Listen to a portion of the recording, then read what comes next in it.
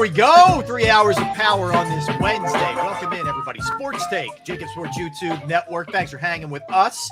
Barrett Brooks, Derek Gunn, Rob Ellis, thrilled to be with you on another day. See everybody in the chat section. What's up, Chris, Christian, Mama Brooks checking in early. What's up, Mama Brooks in the house. What's up, Mom? How you doing, Mom? Good to see everybody. How you guys doing? How we doing, fellas? Seems like I just saw you guys a few hours ago. You didn't miss us? Is that what you're trying to say? No. I'm not. No, stop putting word. Hey, keep my name out your mouth, first of all. Second, no, it's just time is just flying, man. It's like every day. You know how you try to plan out your day, you're going to get X amount of things done. And it's like, if you get behind 5 minutes, it like just squeezes the rest of your day. Yes. It's crazy. Yep. Yeah. You got to really, in this day and age, be able to budget your time, man. Unless you're retired and you're kicking back, good for you if you are, if you're just chilling. But if you're not, you got to make the most of any time you got, man. Any downtime, and you better be ahead of it. You better be on it, man. There's no such thing as budgeting time, because whatever you plan is usually elongated. So yeah. It's like carries over into the next element that you're allegedly planning to do. So you got to be able to audible too. There's a lot of walking up to the line of scrimmage and changing the play. Hey, I don't have to tell you guys. My whole life is about audible. So, yes, right now it is. Today I was supposed to get solar panels put up. So the workers come out to do my solar panels. They go up on the roof and they say, "Well, I don't know who gave you the survey, but you have, I think, 27 less solar panels that you can put on." I'm like, "What do you mean 27 less?" He said, "Well, we can't put up that many. I don't know why they wrote the survey like that." I'm like, it doesn't make sense. So instead of getting pissed off, I held my composure. All right, there you go. You guys can go ahead and go. I'll call my rep and see what's going on. So I'm waiting on a call back from him. But it's just, the audible is there. You know what I'm saying? I got to check. You know what I'm saying? Blue 80. I'm curious. I'm going to talk to you after the show, either today or tomorrow, about why you're getting solar panels, because I see a number of them up in my development. And just the other day, I'm outside and I'm focused on doing something. I'm heading towards the backyard, and this guy comes walking up my driveway, and he's selling solar panels.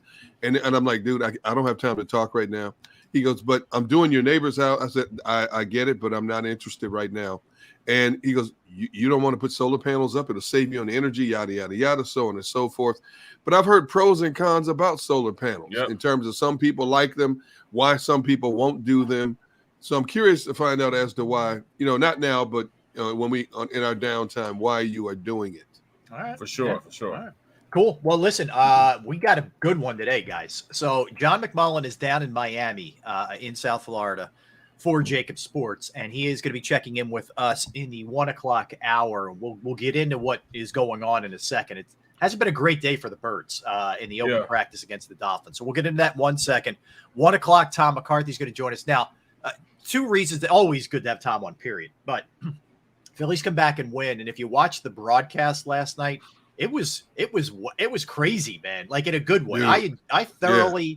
I laughed. It was really wild. In fact, so we're going to talk to Tom. They did the broadcast last night from left field. It was Tom Kruk. Yeah, that was wild.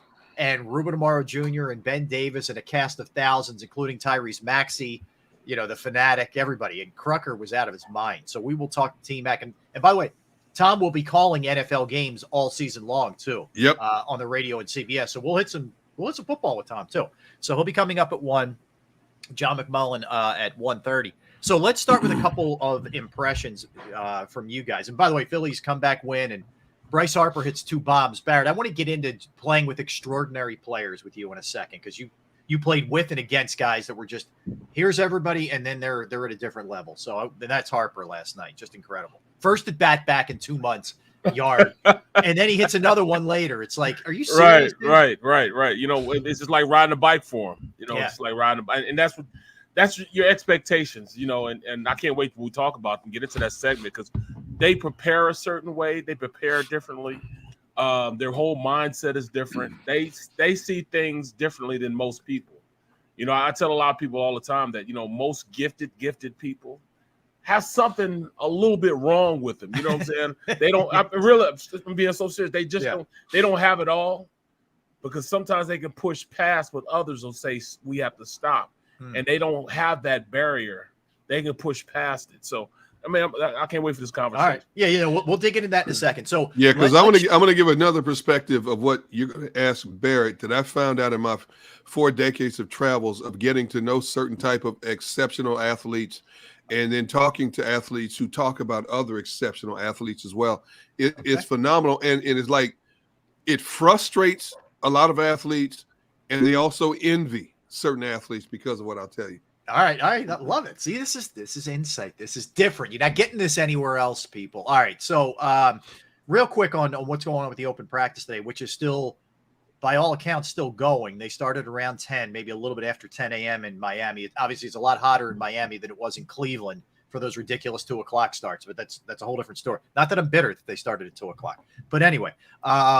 So today it appears 2 things. One, Miami's offense really took it to the Eagles' defense, okay, for starters. Tyreek Hill, nobody had an answer for. In fact, Darius Slay, that's not a shock. I'm not saying, obviously, he does this to a lot of people. So it's not, this is not panic time. I'm just relaying what happened.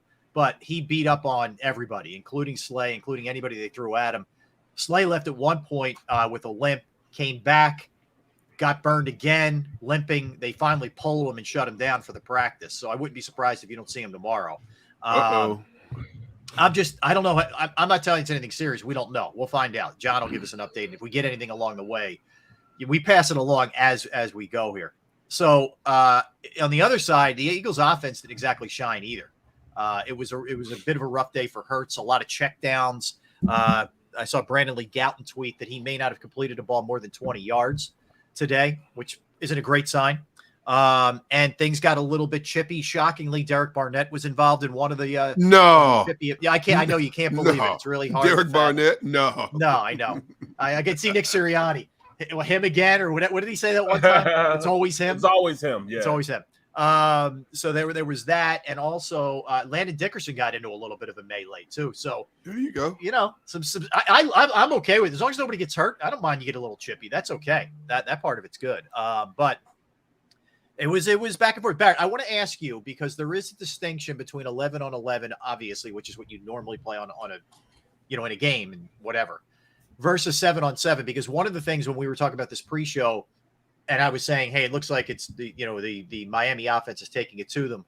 You said, well, hold on, was it 11 on 11 or 7 on 7? It was 11 on 11. So what's the distinction there for you? Because you said it's a completely different deal. It's a completely different deal because a quarterback has more time when they're going 7 on 7, 1-on-1s, things of that nature. So I mean, those type of drills are kind of wired towards the offensive side of the ball. They tend to have the leg up because they have no one rushing the pass or anything else. That alarm clock, inside a quarterback's head is not sped up, or doesn't have to react in any type of way other than to get the ball out when he feels as though it's time. When you're on 11 on 11, there's all the different factors. You got the offensive line that are accountable for who they're blocking and how they put themselves in a position to go out there and have the right timing in situational football.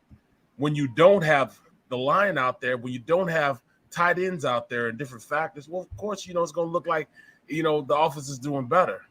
And when you have a guy like Tyreek Hill, I mean, who's just uber fast, super fast, fastest, supposedly the fastest guy out there on the field, well, I don't know, Quez, I may have something to say about that, but, if he's running around in 7 on 7, 1-on-1s, I can understand that. You know what I'm saying? There's no clock. There's no other factors. That offensive line doesn't have to block Brandon Graham or Hassan Reddick. But if it's 7 on 7 and it's real world, that means all the factors. That means who's calling the plays? Are they being aggressive enough? Are they sitting back? The reason I was saying, are they sitting back and not wanting to let him get behind them, to get behind the DBs, so they're not sending blitz, they're playing coverage as opposed to being aggressive? That's the big thing I want to know. Okay. Did he stop being aggressive because he had the speed of Tyreek Hill? Because if that's the case, then we're going to lose a lot of games, because of him fearing one player or another. Yeah. So two factors to keep into account, Gunner, when you real quick. One, Slay was back and forth like it sounded like a lot of the practice with the injury, and Bradbury was out. All right. So you're down at least one starter, and then another guy's compromised to an extent. I'm not making excuses for the Eagles. I'm just trying to give you the whole perspective here. But I'm sorry. Go ahead, Gunnar. Yeah, getting beat by Tyreek Hill is nothing to be ashamed of. That man has put a whole lot of people on his highlight reel. They've tried to double team this man, triple team this man. You can't stop Tyreek Hill. Nobody can stop Tyreek Hill, especially if a quarterback can stand back there an extra second or two to pat the ball until he frees. You don't stop a Tyreek Hill. But what you do, you get incredible work ethic going up against the Tyreek Hill, trying to anticipate his move, trying to cut, turning your hips, on a dime, trying to press coverage a guy like that. This is the quickest guy I've seen off the line of scrimmage in terms of avoiding a press coverage of that initial jam by a DB coming off the line of scrimmage.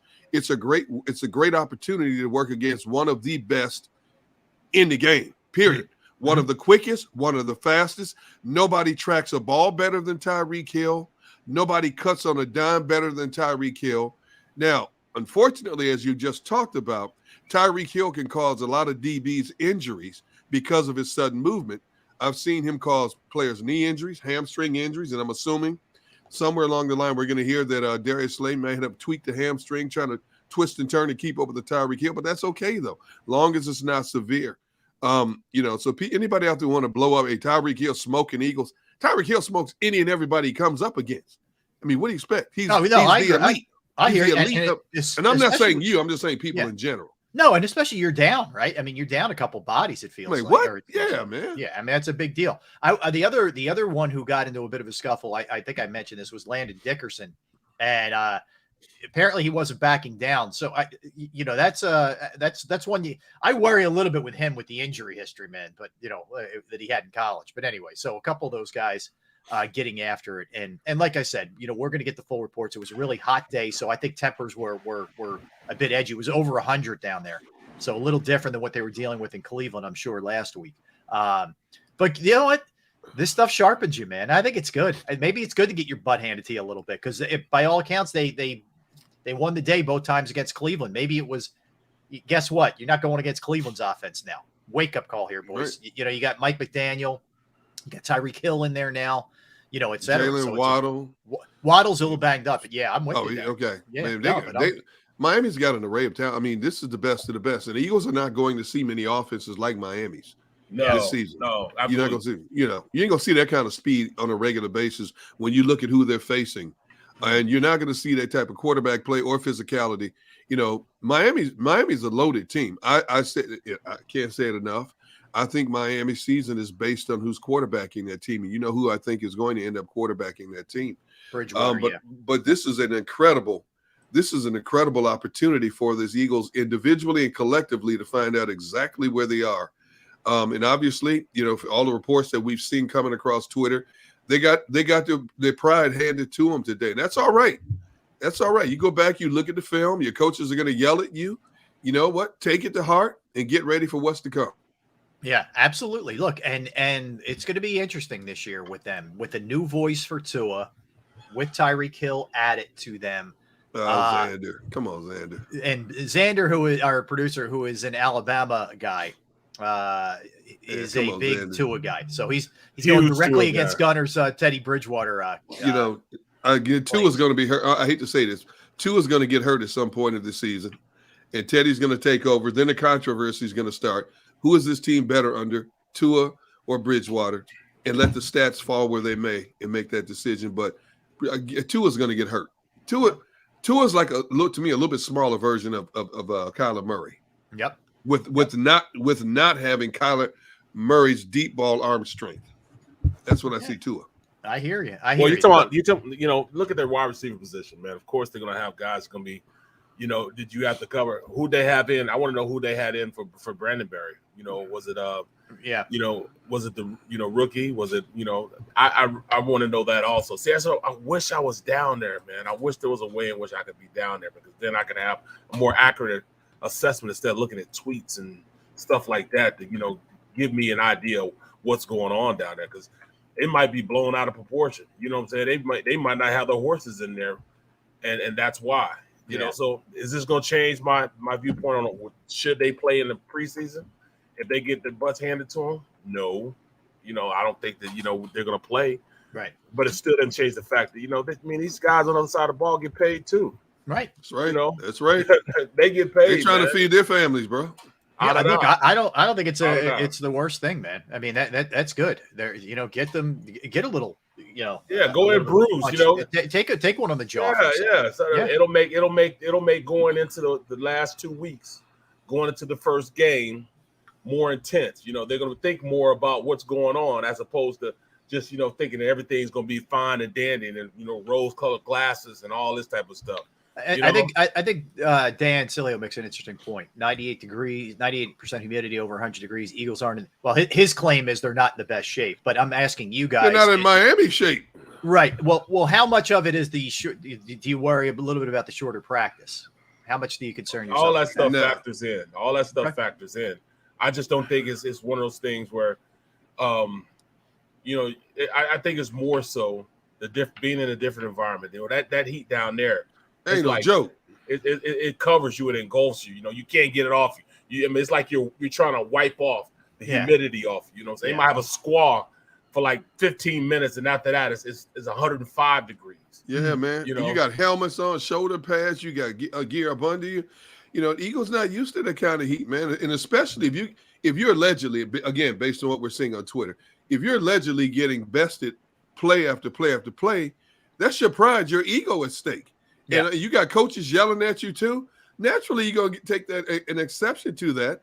And that's where things start to heat up a little bit. Yeah. Does anybody know? Yeah. Does anybody know who played for Bradbury? Was it Zach McPherson? Was it? I'll have Xander. Josh Jobe. I'll have Xander text John McMullen, and we'll get an answer for you. Right. Maybe Josiah Scott. I want to know who was in there for him. As far as on the depth chart, who started it out. Yeah. Because that's what it's all about, man. Absolutely, man. I need to know. Yeah, you need to know, because that's a good point. If you're going against third stringers, Tyreek Hill should be taking you apart. Tua should be picking you apart if that's the case. So, yeah, absolutely. I think it's why you do this. You're exposing yourself to different things. That's a good thing. Whether it's different players, whether it's conditions, because guess what? Especially early in the year, who knows what you're going to be getting heat-wise, later in the year, cold-wise, rain-wise. This is all part of it, man. It's all part of it. And also, you get hit in the face, you get knocked out. How are you going to get back up? What I'm saying? You might get up back kind of fearing, thinking you don't belong there. Yes. I've seen that happen to guys. All of a sudden, that same bounce that they had is also all of a sudden gone because they become human again. Man, the Mike Tyson theory. Everybody's got a plan until they get hit in the mouth. Right. And I think this is so good.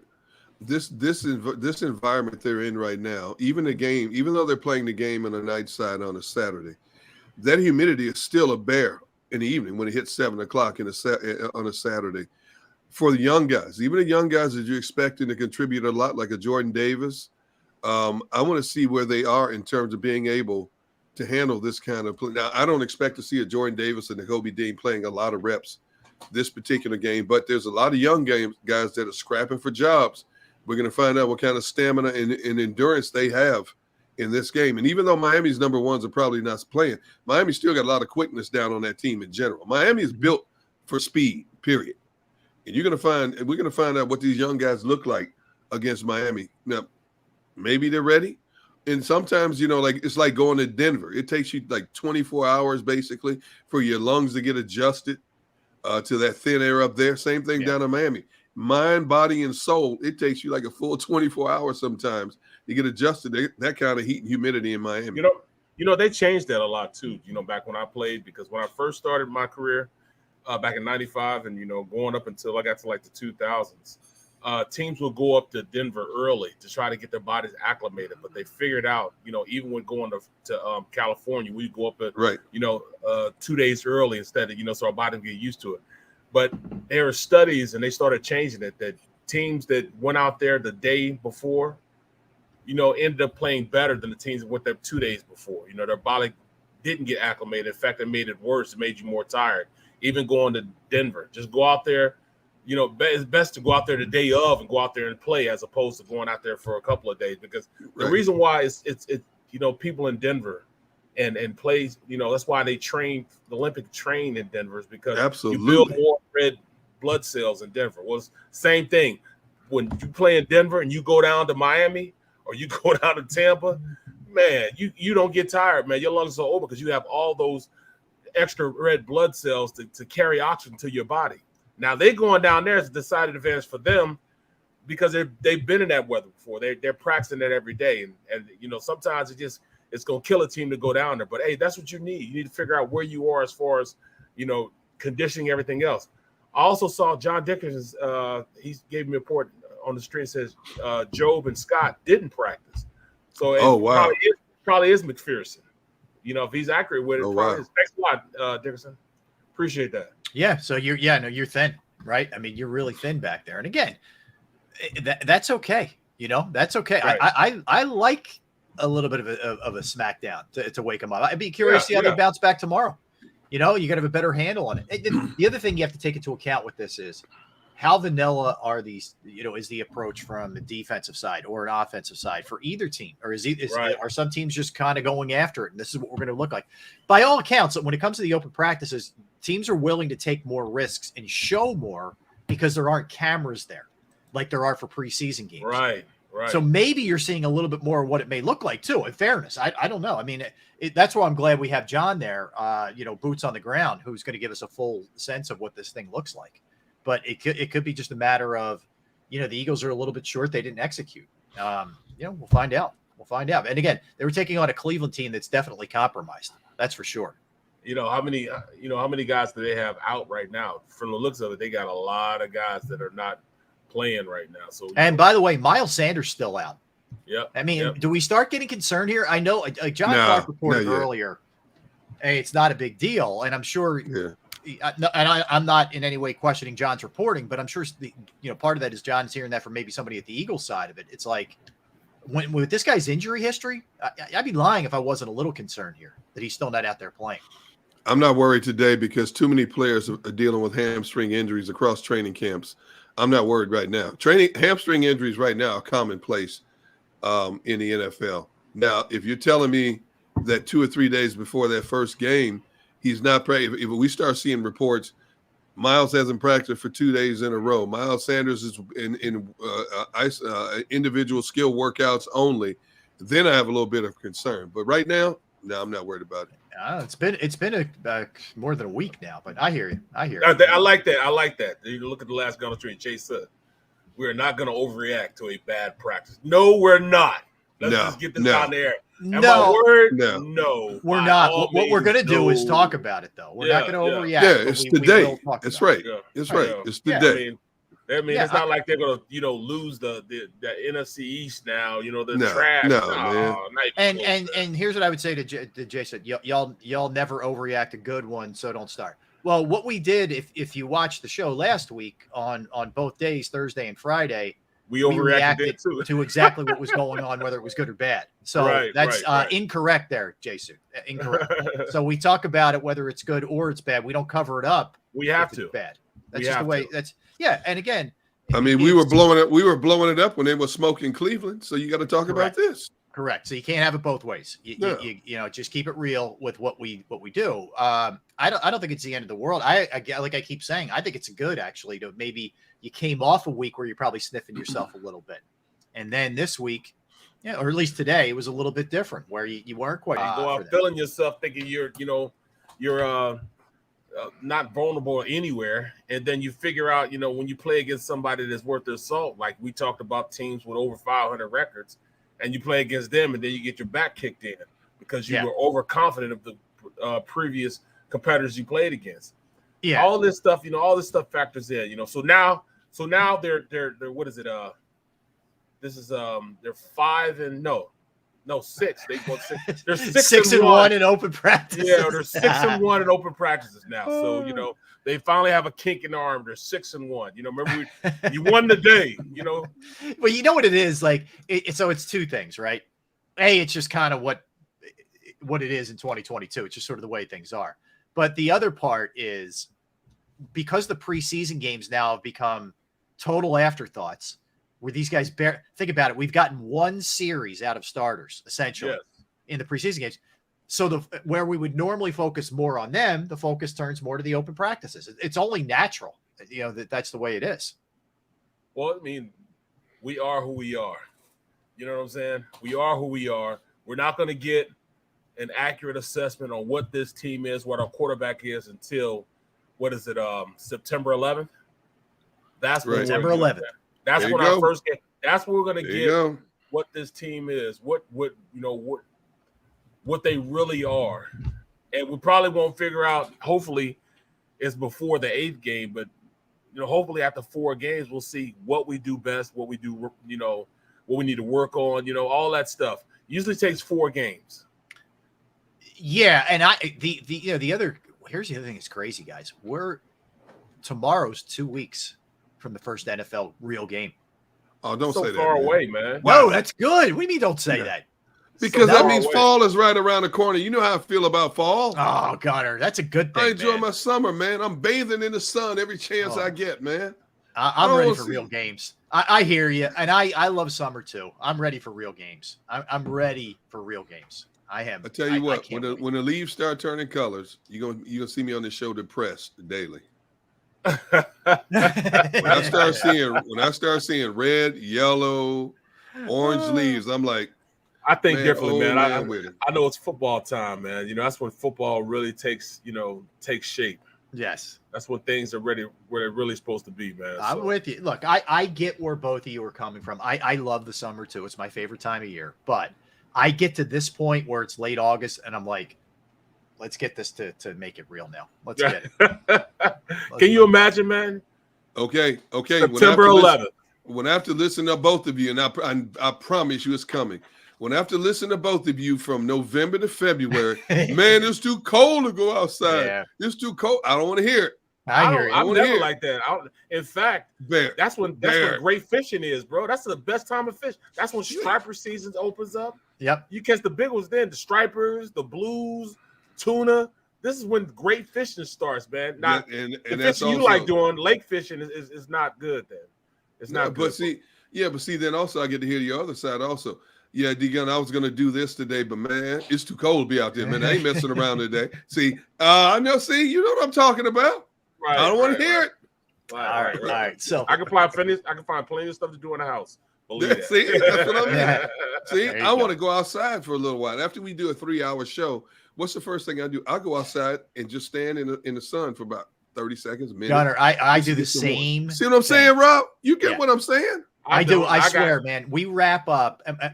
My head, when I finish a show, I'm a little loopy. Like I got to tell you, I'm always a little loopy, but I'm loopier after we finish a show. And I need like a minute to just sort of like, it's all got to come back to me. Cause I am like in a fog. And when I go outside, I stand in the sun and it helps me. I swear to God, I'm not kidding you, man. And it's not one of these deals where, whatever. Anyway. Are you serious? Hey, Rob. You guys will do a Shawshank through your Shawshank. Yeah. Yesterday. So yesterday I did a show. We did a show for my wife's office, right? Right. So her office is right over where the AC unit in the basement is. So her office is always ice cold. By 2:00, when we hit that 2:00 break, man, I got up. And she got a nice little space heater over. I turned that space heater on in the room, man. You put the space heater on? You better believe it. Now you're worse than me. Now you're all right, wait. We got to take a break, fellas. We got to take a break now because I need to talk to John, man. Yeah, John McMullen. So here's the deal. We're like this one big audible, boys, as we talked about a little bit earlier. So J Mac is going to join us next. We keep the Eagles talk rolling. We'll get a full report on everything that went down in Miami today from John when we get back. So don't go anywhere. Tom McCarthy at 1:00, John McMullen when we get back. Sports Take, JAKIB Sports YouTube Network, Derek, Barrett, Rob. Let's talk a little bit about your finances with Principal Financial Group. And look, it's a struggle. It's a struggle to find the right person to help you because you want to be able to put that money that you work so hard for in the right hands. So you're taken care of and your family's taken care of. I got the right person. It's Jim Murray with Principal Financial Group, whether it's retirement planning, 401k review, insurance review, you have a small business, you might need a little help, whatever it is, Jim can assist you with. I've entrusted my IRA, my 401k rollover to Jim, and I couldn't be happier. Give him a call, 610-996-4751, 610-996-4751. You could also email him with any questions or inquiries. Murray, MURRAY.Jim@principal.com, Murray.Jim@principal.com.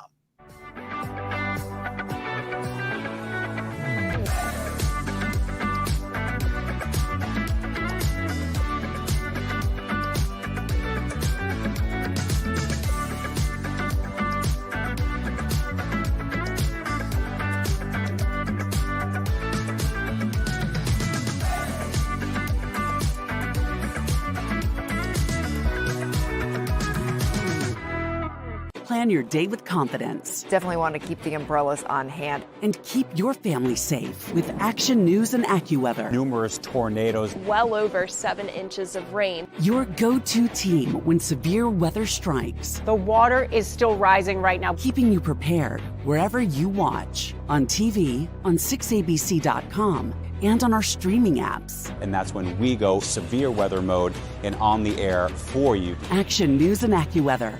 The team you trust. At Stateside Vodka, every new customer gets the world's best rocks glass. Free. What's that? A rocks glass? You're telling me that bottle is cut in half? You could say that. Holy shit. And you're telling me I can get one of these glasses for free? That's right. One free rocks glass per customer with each first-time purchase of Stateside Vodka. So good, it just disappears.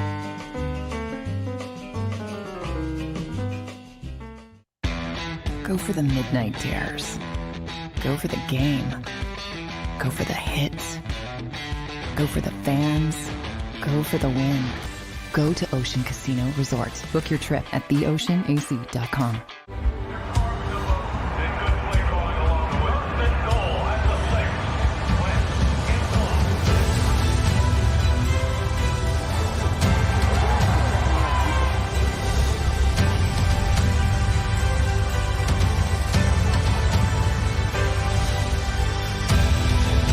Field of life, First Trust Bank is there for you. Champions on 3. 1, 2, 3. Because Philadelphia dreams deserve a Philadelphia bank.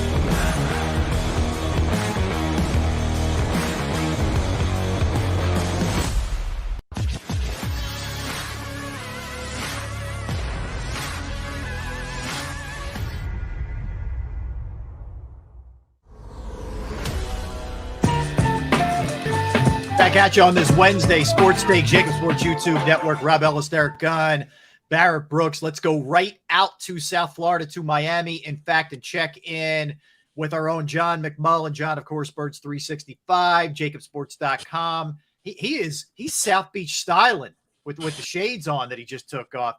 John, let's start a couple things, man. Give me your. We're seeing all the tweets and all the reports from everybody that it was much more of a Dolphin day than it was an Eagle day. What's your sense of what you saw today? Yeah, it definitely was a Dolphins day, so we can finally put that to rest. The Eagles lost a joint practice for the first time in the Knicks series. Oh no! Who cares? Right. You know, if you think about it, they were on the road last week. They're on the road this week. It is brutally hot down here. I mean, brutal. So it's understandable. But Miami was really good, especially offensively. Eagles couldn't do anything with Tyreek Hill. Darius Slay kind of tweaked something early in the practice and then later in team drills. But they couldn't do anything with Tyreek Hill. It was a little bit better when it was the Eagles' offense against the Miami defense, but I would say the Philadelphia defense really, really struggled against the tempo and the big playability of the Dolphins, specifically when it relates to Tyreek Hill. Well, could you tell me the secondary that was out there against the ones offense of the Miami? Yeah, well, it was Epps and Harris and Maddox and Zach McPherson, Darius Slay. Well, you're right, Barrett. When Darius went down, then it was at first Mac McCain, then they put in Kerry Vincent Jr. So at that point, what I can tell you is, I mean, this Eagles team is really good at corner, but they don't have depth. So, Bradbury's been out of practice, and now you see Slay leaving practice. Zach McPherson's not ready for it. Never mind Mac McCain or Kerry Vincent. So, look, their starting corners are really good. Their backup corners, you probably don't want them playing. You're muted, Gunner. John, how many players in general were out today for the Eagles, would you say? I have the list, but I can't pull it up when I'm on here. It was about It wasn't that deep. It was about 8 guys. I can guarantee you're not going to see Slay for a while, because it didn't look serious, but if he tweaked anything, and it looked like a leg injury. So if it's a soft tissue, you're not going to see him for a while. Certainly not against the Dolphins in preseason. John, stay on the injuries for a minute. Any reason for concern or just caution on the Birds' part when it comes to Miles Sanders? Just caution. I don't think there's any concern whatsoever. They want him ready for week 1, and they don't care if he's in these practices, to be honest. So they did struggle running the football. They need Miles Sanders. I think that's sort of this weird schism in Philadelphia where the fan base kind of overrated him early in his career. Now they underrate him to a ludicrous degree. They are a much better team with Miles Sanders on the field. And he'll be there. He'll be there for week 1. Well, I'm not, because of the heat and everything, did they seem like they were a little more intense? Once they saw the bleeding start, how was their reaction after that? When they saw the bleeding and they were kind of overwhelmed. Did you see a fight, man? What was the instant reaction about, all right, guys, let's go. Let's get it going. Even as far as Gannon, did he call more? Did he try to be more aggressive and trying to stop him? No. You would have hated it, Barrett. They were zone, and Tyreek was running right through it. Well, so that's what I'm saying. Right through it at will. And we've been man-to-man the entire time, right? No. There was some chippiness with the Eagles offense and the Dolphins defense, and that was on the far field. Lane Johnson, and just to give you guys notice, I'm on low power mode, so I might go at any point, but I want to let you know if I'm not leaving, I'm not doing it on purpose. But Lane Johnson got in a little dust up. It was Jalen Phillips was involved, kind of pushing and shoving. No massive fights, but the Miami offense and the Eagles defense wasn't near enough receivers to get chippy. I mean, it was bad. It was bad. So, John, this would set off every alarm in Eagles fans' head with either too conservative on defense, right? It'd be one of those deals. Yeah, but I mean, part of it is Bradbury's not out there. Then you lose Slay later, so you can imagine, and that affects it. You're going to play more zone and that type of thing. And remember, to be fair, there are few Tyreek Hills. So that's right. When you're playing against Tyreek Hill and you're just letting him run and not doing anything, I mean, he's just going to run by you. That's just the way it's going to be. See, John, here's what I said. Tyreek Hill has put a lot of people on his highlight reel. When you have an opportunity to work against the Tyreek Hill, whether you get embarrassed or not, that's a great educational tool in terms of trying to defend against this man, trying to anticipate his cuts. He's the best tracker, I still say, in the game today of tracking the ball. Some of the best hands in the games. You can't contain him one-on-one. I've seen teams try to triple team him. You cannot stop a Tyreek Hill. But it's a great learning tool to go back, look at your technique, how you turn your hips, how you try to bump a guy like him off the line of scrimmage, because you're not going to face you're not going to face a Tyreek Hill every week. So it's a tool to enhance what your deficiencies you need to work on. Yeah, you're right. And that's what practice is. It's about work. It's not about winning practice. So if Marcus Epps kind of feels his way and says, oh, that's what it's like to play against somebody like Tyreek Hill versus somebody else. Well, you're right, D-Gun. I mean, I don't think there's a better tracker of the football since Randy Moss. Usually fast guys can't track the football. Exactly. Absolutely. Yep. Exactly. He tracks the football and he can run by everybody. So he's such a dangerous weapon. And yeah, the Eagles had trouble with him, but so does everybody, basically. Did Tua have a good day, or who was the quarterback?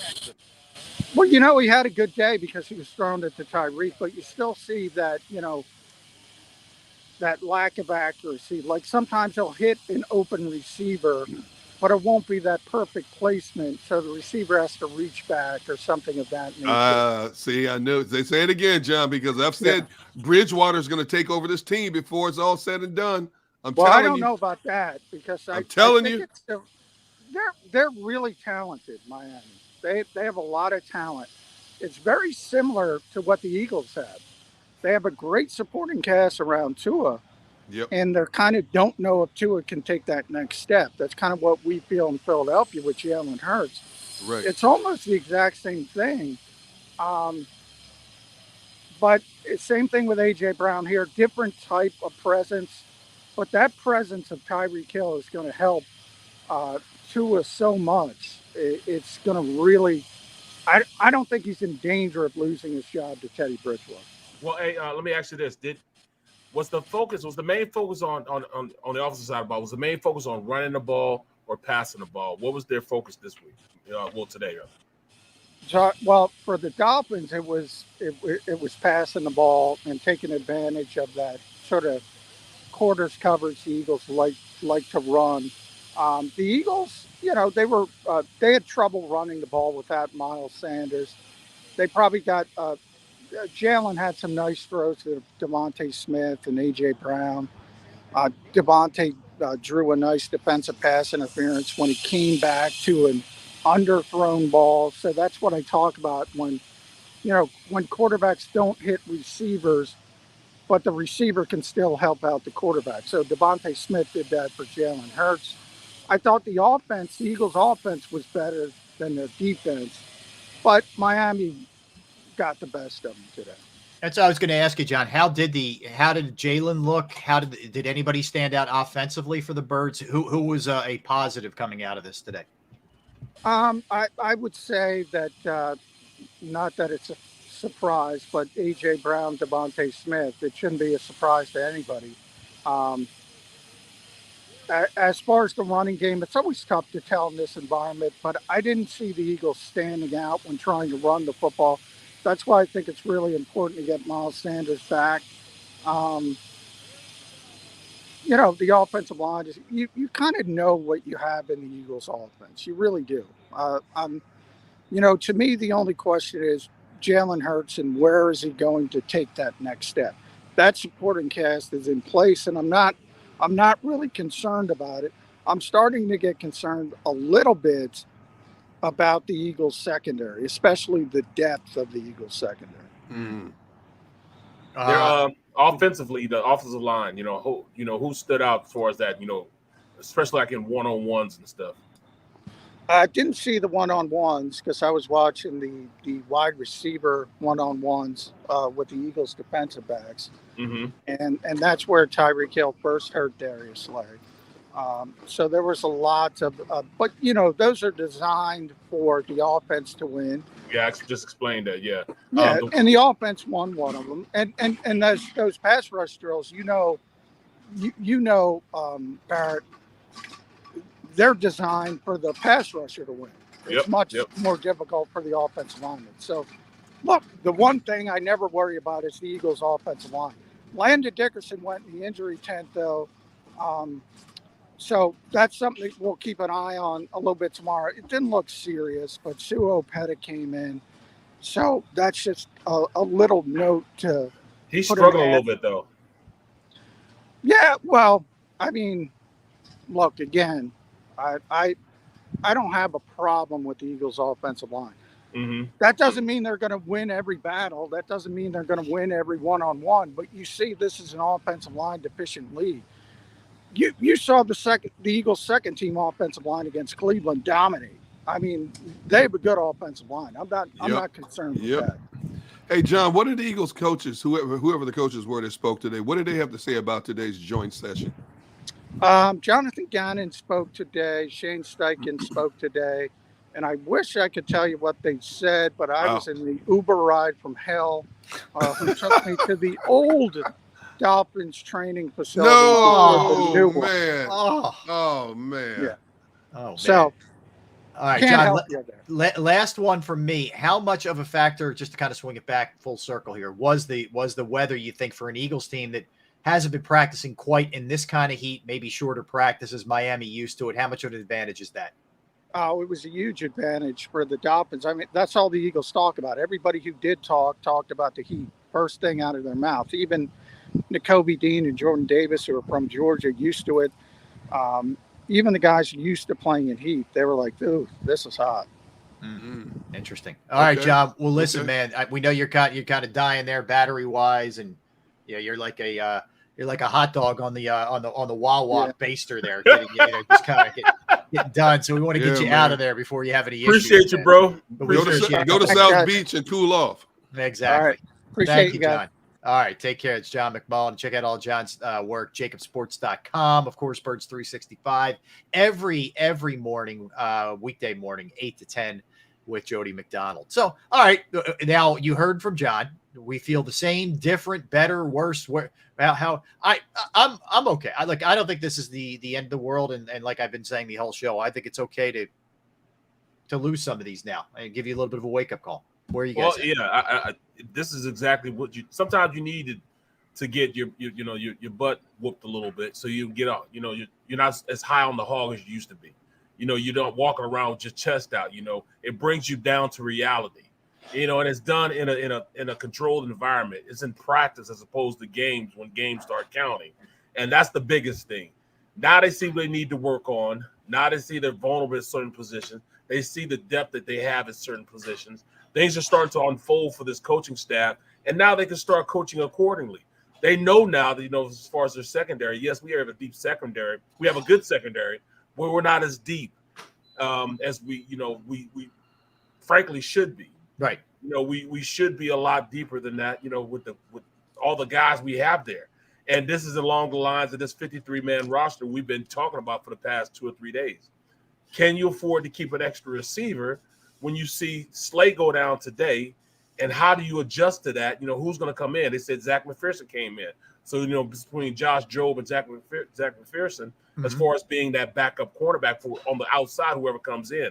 Josiah Scott is the guy they're going to bring in the middle. And then, the safety position, who's going to play opposite of Epps? We still don't know. Is it Tart? Is it, was it Abami, whoever his name is? That's where you could see a trade. We keep focusing on running back and some other spots. That get a depth corner in here. Yes. That's a corner that's going to worth their salt right now. I mean, hard to find.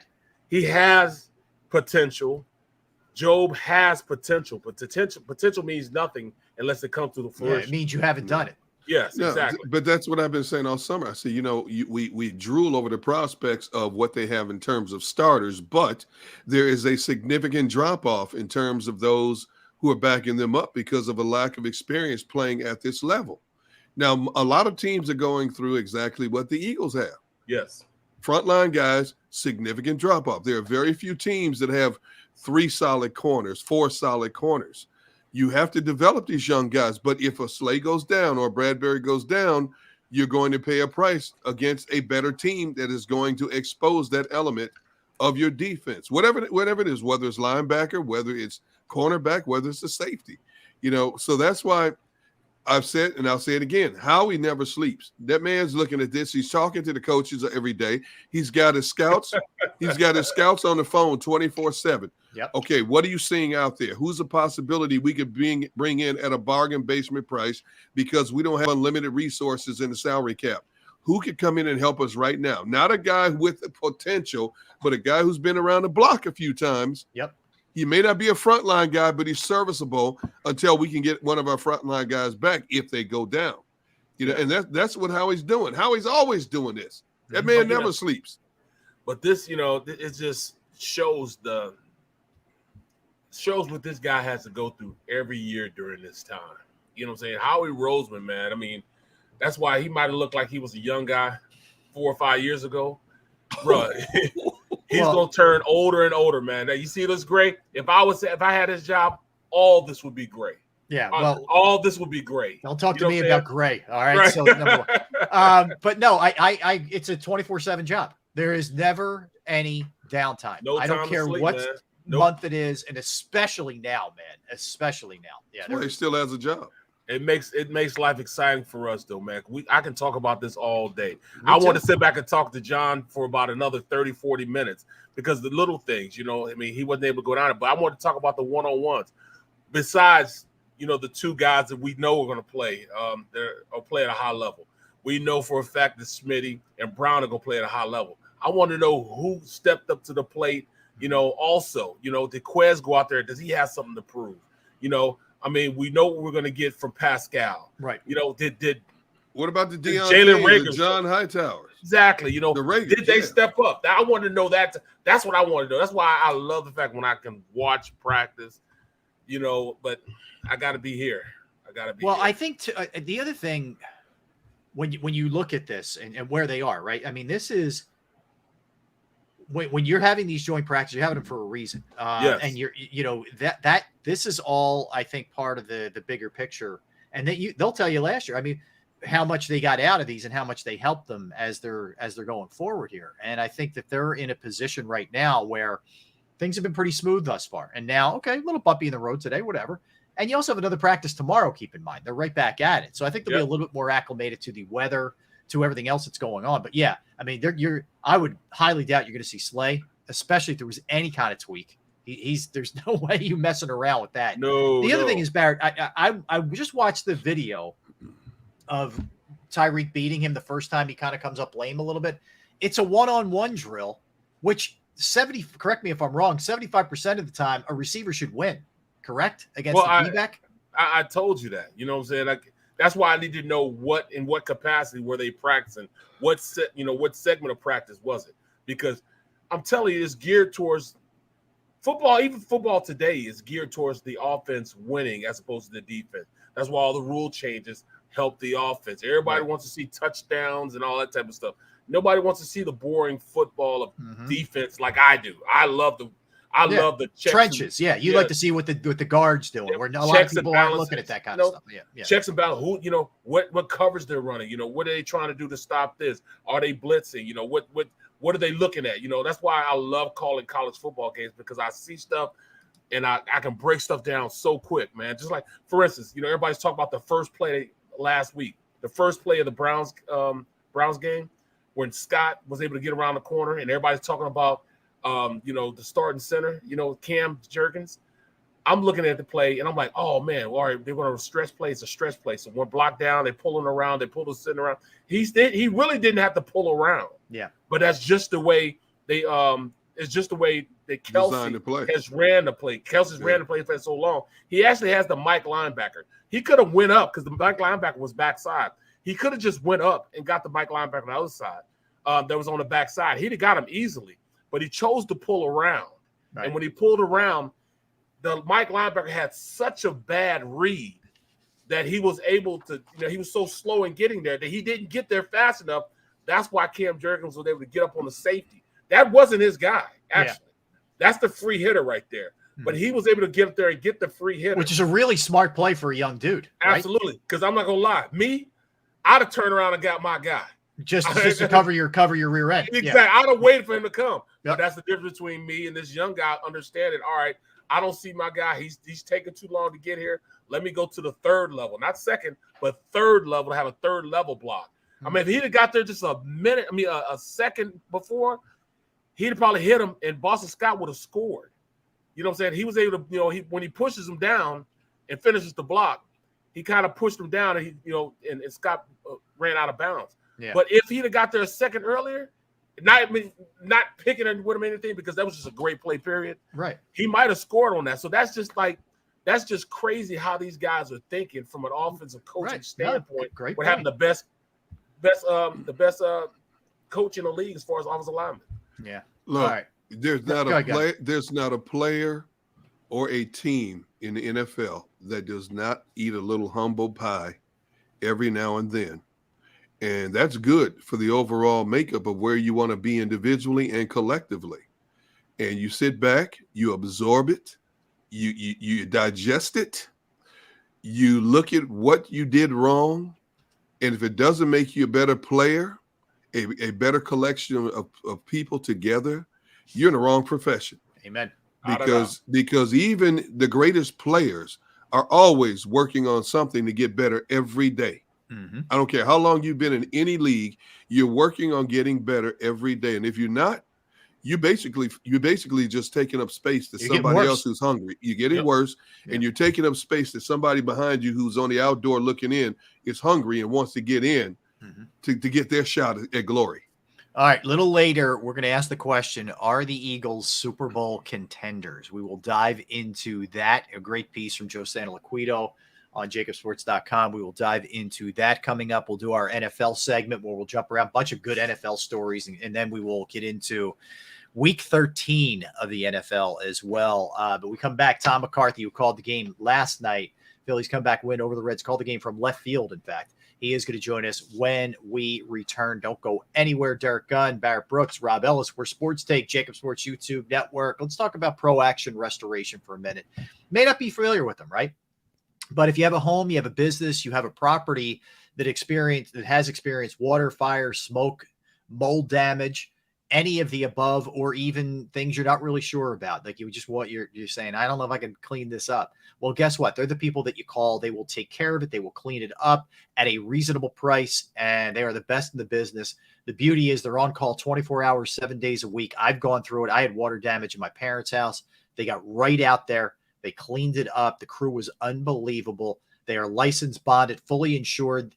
Pro Action Restoration has been serving the tri-state area for more than 2 decades, and they will work in conjunction with your insurance company. Again, it could be any of the above: water, fire, smoke, mold remediation, something you're not really sure about. Call them. Find out if they can help. Odds are they can. 610-623-3760, 610-623-3760, or online at proactionrestoration.com, proactionrestoration.com.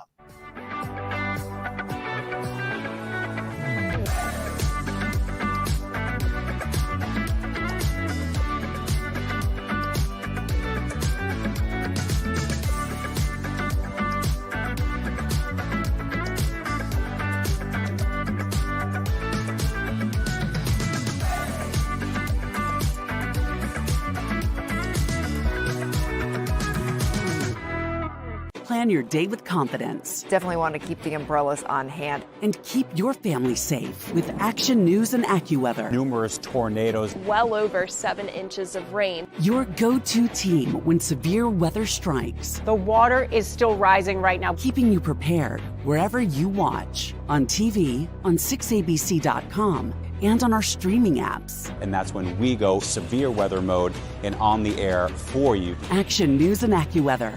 The team you trust. At Stateside Vodka, every new customer gets the world's best rocks glass. Free. What's that? A rocks glass? You're telling me that bottle is cut in half? You could say that. Holy shit. And you're telling me I can get one of these glasses for free? That's right. 1 free rocks glass per customer with each first-time purchase of Stateside Vodka. So good, it just disappears.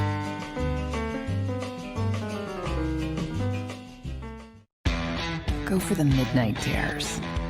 Go for the game. Go for the hits. Go for the fans. Go for the win. Go to Ocean Casino Resort. Book your trip at theoceanac.com.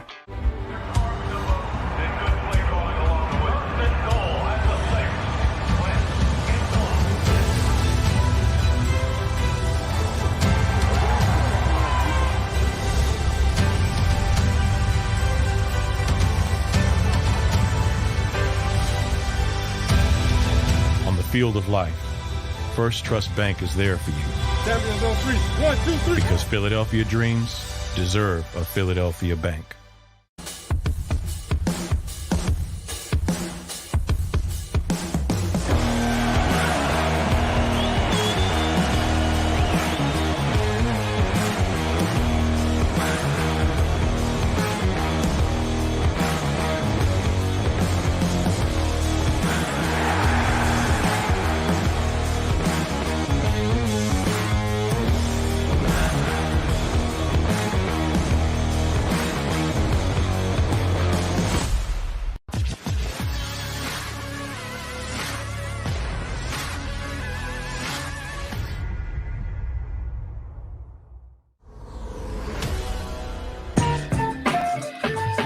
Back with you on this hump day. Welcome in, everybody. Thanks for hanging with us. We are Sports Day, JAKIB Sports YouTube Network. Derek, Barrett, Rob with you each and every day, 12 to 3 Eastern. Also, tell everybody, check out our content, jakibsports.com and JAKIB Sports YouTube Network. You can catch all the interviews that we did. We podcast them all. You can link up to the shows that way. And there's unbelievable football content on there. A little later, we'll get into a story from Joe Santaliquito, whether the Eagles are Super Bowl contenders. I haven't forgotten about playing with extraordinary players either, Barrett. We will do that on the heels of Bryce Harper hitting 2 last night. So he hit 2 home runs and he walked twice in his debut coming back for up in Lehigh Valley for the how about that if you went to that game? I know they sold out last night. We'll have Tom McCarthy join us in a minute, but how cool is that, man? If you're at that game and Harper goes yard twice, that's awesome. I mean, his first bat, he steps up to the plate. Man, he should have hit him with a babe. And pointed his bat. Right there. Oh my God. Hey, I love the stream, man. The stream was so funny, man. You know, Jeremiah Butler, bro. We invested too much, including headache into Rager. It's time for him to go torment another fan base. Yes, go torment somebody else. You know what I'm saying? Unbelievable. Yeah, it's I get it. You know, if people just need a change of scene, that's for sure. It's gonna be a holiday once Rager is off this team. I'll tell you that. Yeah, until he tears it up wherever else he goes. Right. He'll be the spur in our back. But hey, you know, it is what it is. Yeah. I had to leave also. You know, I left and went and played in other places, collected many a check from many other owners. So it worked out. It worked out for you, Barrett. You ended up winning a Super Bowl. That's for sure. So a couple little odds and ends before we get to the Phillies. Eagles back at it tomorrow. Then they'll have in Miami. They'll have kind of an off day, sort of a walkthrough, and then they're back at it playing the game itself Saturday night. Then that's it until the regular season starts September 11th. So that's just a little housekeeping, the way that's going to work going into next week.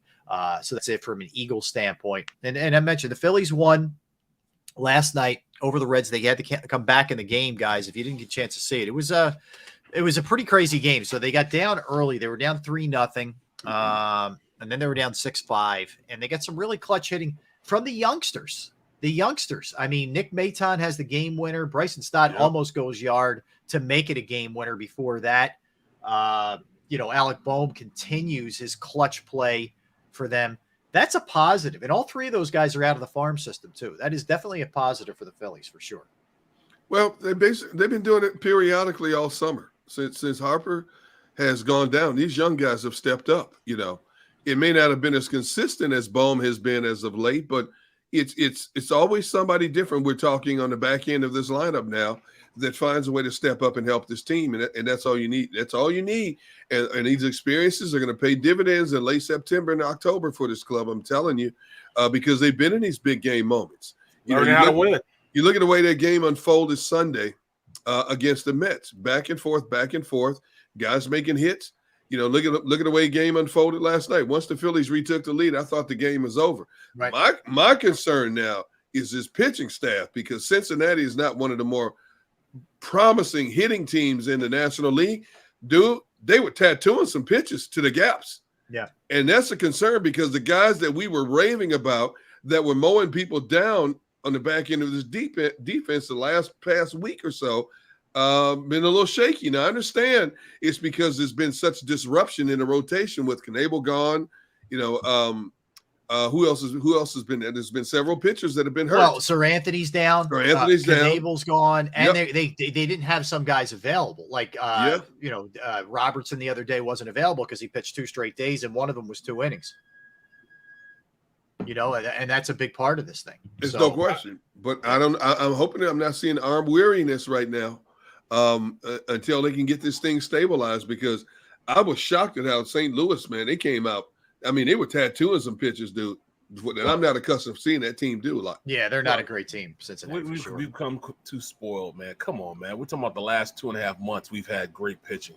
Yeah, now a little bit, man. Now a little bit. You know, we can't waver from it. I look at this whole situation as once our heavy hitter comes back, once El Capitan comes back, things are gonna fall into place where they're supposed to be at. I just have too much. I have too much vested in them at this point, understanding that there are going to be guys that are going to go down. This is the nature of the beast. This is the last half of the season. This is the last push. Mm-hmm. They got a favorable schedule. I don't care about anything but getting in, because once you get in, that's when things take over. Right. I think they've learned how to win now. They'll be good, bro. They'll be good, Yeah, but Barrett, my concern is, okay, you can do it against these weaker sisters in the National League.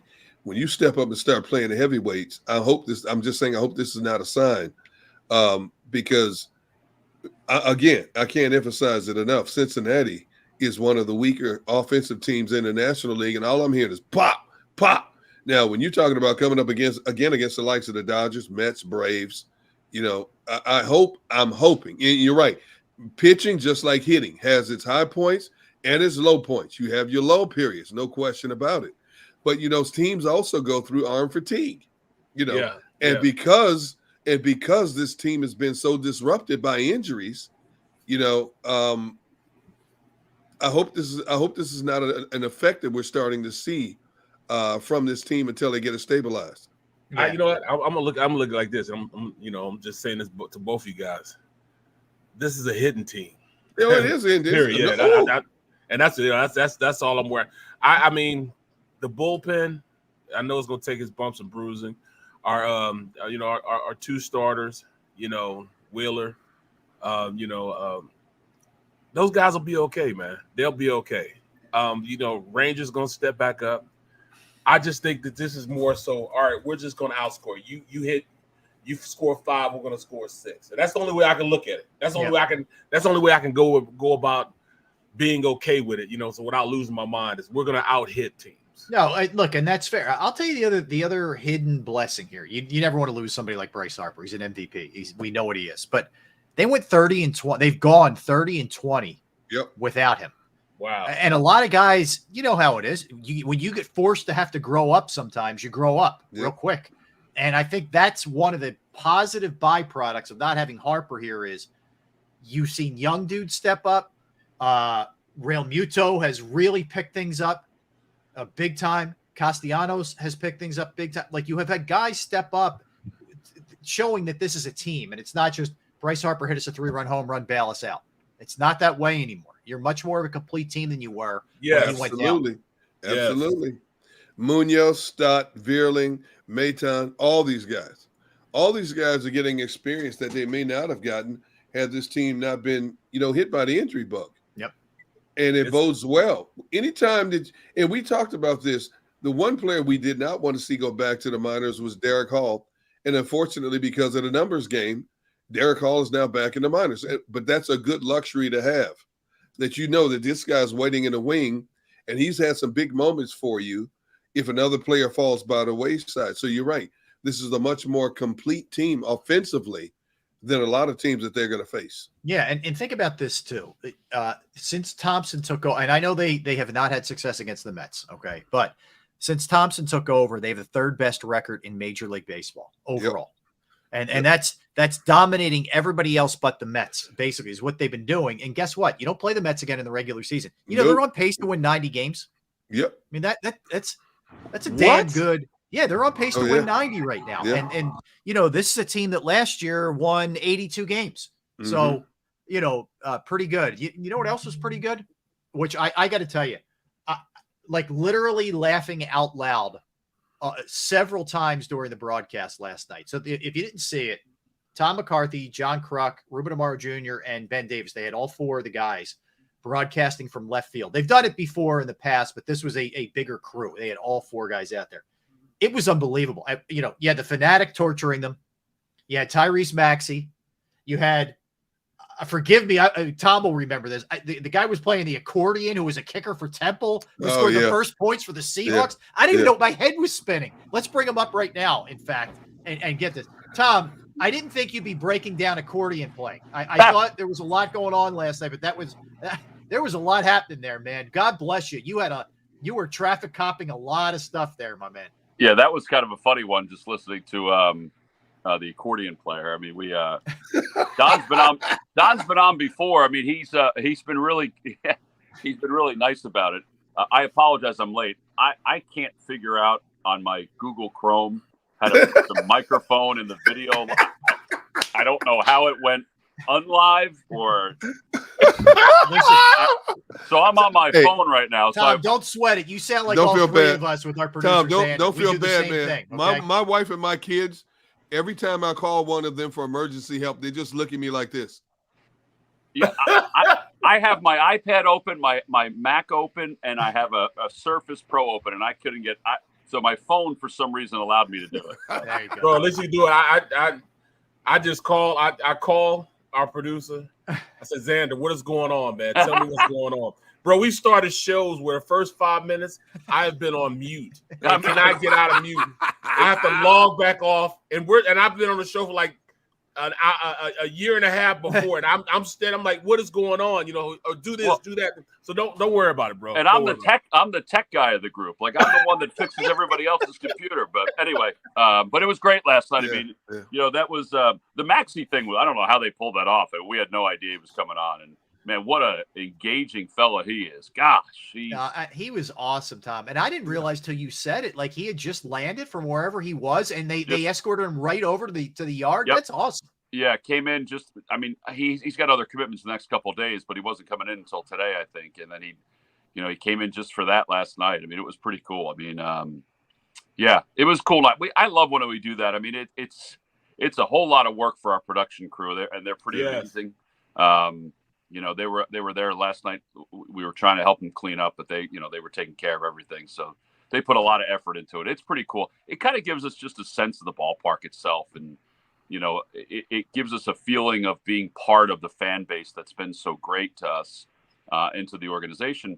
You forget sometimes. I mean, we go out to games, but most of the time we're in a booth, and, you get the feel, the sense, the smells, the energy. You get all that. It's a pretty good ego boost too, because the fans are so excited to see you. We're like in a golden age right now. Yeah. We're like in a golden age of sports right now. The Eagles are supposed to be good. The baseball team is good. I was just talking to Rob. He's saying they're on pace to win 90 games. You could have bought me with a wooden nickel at the beginning of the year if you'd told me they'd have done that. And then, the Sixers have some promise. This is what I went through, when we had breakfast on Broad, the worst sports ever. Was it 18, 15, 16 around that area? It was a bad stretch. Oh my God. It was a bad stretch. Yeah. Yeah. This is potentially a pretty good age. I mean, it really is. And, I got to give, there's so many people that I have to give credit for from our organization standpoint about this turnaround. I mean, Rob Thompson being one, and his coaching staff. I mean, they've turned this whole thing around, and, the players too. I mean, the patience they've given to Bryson Stott, I think, is going to be the most untold story in 2022, because quite frankly, maybe it's necessity, and some of it was, people would have given up on him for at least another year after his start. I mean, he was hitting 115 at one point, and he's hitting over 300 since the All-Star break. And, there could be some consideration if Strider wasn't so good for Atlanta, he could be in the conversation. Just the conversation. I mean, he wouldn't win it, but the conversation for Rookie of the Year based on his second half. So yeah, we wanted to tar and feather him for a little bit there. Well, Tom, you could throw Bowman he wanted there to too. tar and feather himself. Honestly, he was disappointed. He was mad. Yeah, I mean, you could throw Bowman into that conversation after the Mets game and everything that went down. The way that he's turned it around is nothing short of remarkable. Yeah, that's tough love right there. I mean, Bobby Dickerson and Kevin Long, they gave him some tough love on that. I mean, Bobby doesn't mince any words, and he's a really good coach. I mean, coaches sometimes are unheralded because it's about the players. Every time there's a mistake or a team struggles, we say, well, it's about the players. And it is about the players, but it's about their commitment and their willingness to improve and, to accept criticism and to accept flaws and help, to fix them. And that's what Bohm has done. He's been able to fix his flaws, and, he's turning into a semblance of the player I believe they thought he was going to be. Tom, I don't think you can put a price on the experience the guys like Munoz, Vierling, Stott are getting right now to help this team to get to where they want to go down the stretch. That's an unexpected luxury. I don't know if many of us even foresaw this when the season began. No, I don't think so, Dara. I mean, I think that when we began the year, Bohm just barely made the team. Yep. Stott made the team out of spring training. Vierling, Vierling went up and down, and Derek Hall's also contributed. Yep. So, if you're going to win a championship, it doesn't matter what team, what sport it is. You need some homegrown guys. Like yes, absolutely. Maxey and Embiid are homegrown guys, and then you bring Harden in. For the Phillies, these guys, listen, they're not all stars yet. They're not, but they're evolving, and you need that because if you don't have it, you cannot. And there's no way you can convince me differently. Even with the Dodgers' success, you cannot buy yourself a championship. You just can't do it. You need those pieces to the puzzle. Yeah, Tom, and then the mix is what you're getting now. It's been about 2 months now out of Real Muto and slowly but surely Castellanos now. So some of your big boys who you really needed. Oh, we might have lost Tom for a second. Oh, Tom, we got you. We got you back. Yeah, that's okay. because I had a phone call coming in. Oh, I got you. You're all good. Yeah. Swipe up. There was a mute button that I was supposed to press that I thought I pressed, but I didn't press it. We like the adventure of this. We don't know if you're going to answer, you're going to go away. It's all good. But Castellanos and JT. Yeah. So Nick is. I still think it's a work in progress, but I think this 13-game hitting streak and the success against his former team has helped. That's the part that is, that's the part that's nice to see. JT, I don't know what happened because he looked tired. And then all of a sudden he wasn't tired. But he's always been such an athletic guy. And I think that's the big thing is that his athleticism helped get him to this level. Well, looking at this roster and you saying these homegrown guys, but you got Hoskins and Bohm, as you go forward. I know I don't want to, jump past this season, but as you go forward, how reluctant are they going to be able to keep those guys and, still make the roster? What are they looking at towards the future? You got good question. Yeah. Stock coming up also. Yeah, it's a good question. I think they'd be crazy not to keep Rhys Hoskins. I think, people say, well, what about Derek Hall? He's there. And he is. What about moving Alec Bohm to first? Well, you can do that. But here's the thing. You know what you're getting from Rhys. Yep. You're getting a good player. You're getting an unbelievable person and presence in the clubhouse. And I'm telling you, the guy is as real a guy as you will ever find. I mean, just an incredible person. But there are business decisions that you have to make from time to time. But to me, and he's still arbitration eligible for one more year. He's going to make a lot of money in this day and age. So you don't have to make a move yet, but they may have to make a business decision. My hope is that they don't, and they're able to just keep him and figure out a way. But I do know that there's options. So if they decide that Gene Segura is not going to be re-signed, Bryson can move to second. They can sign a shortstop if they want to, or they can keep Bryson at shortstop and find a second baseman. So there's ways that they can move around this, I think. Tom, where's your concern level bullpen wise? We know Sir Anthony right now down, but that could be good news. It wasn't as bad as maybe it could have been. Knable done, they've been so good. That's another area that you talk about a turnaround. But where are you right now with the pen? I think it's a concern because Sir Anthony has been so good. Their feeling is that he'll be back in the short term. I think he's a little nervous just because of the arm surgery he had, and this is a little different. But we all know, you guys know, Barrett, you know this. I mean, one kind of leads to the other. It's sort of like a trickle down. Yeah, tricep. He's having an issue with the tricep. Yeah. So I think there's a concern, but I'm not at the panic point yet because he's on the injured list for another 10 days. So let's see what happens and if they can work some treatment to get him back. And, that's the hope because he is a huge piece of this puzzle. He really is. They will find a way. If there is a way, they will definitely find a way. Yeah. I mean, and the strength of schedule's in their favor. I mean, they're playing a lot of these kind of teams. And, look what happened last night. I mean, the Reds had that game just as the Phillies had it previously, but they had that game and they had their guy in the bullpen. Yep. And he just couldn't finish it off. I mean, it's and he's got nasty stuff too. Diaz's brother is nasty. Oof. Yeah, he doesn't have the same as his brother, but man, he Right. looked exactly like him. As Yeah, he did. Same motion. Oh my Same God. motion, everything, the body, the whole thing. Tom, speaking of that, like, do you sense, and I know Rob Thompson said last night after the game, like, regarding Maton and Stott, sort of they get the slow heartbeat or whatever, basically one of those deals. Maton's got a little swag to him. It's not that Stott doesn't. Stott's very confident, but Maton's got a little something. You get that vibe with him? Yeah, Maton is chatty, whereas Stott is reserved. Right. Nick is chatty, and he does. Listen, he's worked hard to get where he is. So God bless him. But he definitely has a little swag to him. He likes to flip that hair, which, gosh, I wish I could do that. Yeah, right. I know how you they feel. got it good last night after he had the hit, man. Oh my God, I thought he was great with you guys. He tells the story because you're asking him, hey, what are you doing? You're down in the cage and you're all the right stuff. And he says, yeah, I had to hustle back onto the on deck circle because I had to take a quick pee. I was in the bathroom. Yeah. You never know what you're going to get, man. You never know. It's so funny. It's funny. Hey, Tom, when you're in the booth, normally you're in a controlled environment. You have like blinders on. As much as it can be controlled. Yeah, with Truck next to you, I don't know about that. But when you're calling a game from that vantage point, have you ever gotten distracted? I mean, you got the mascot messing with you. You got music going on, fans waving at you, want to talk to you.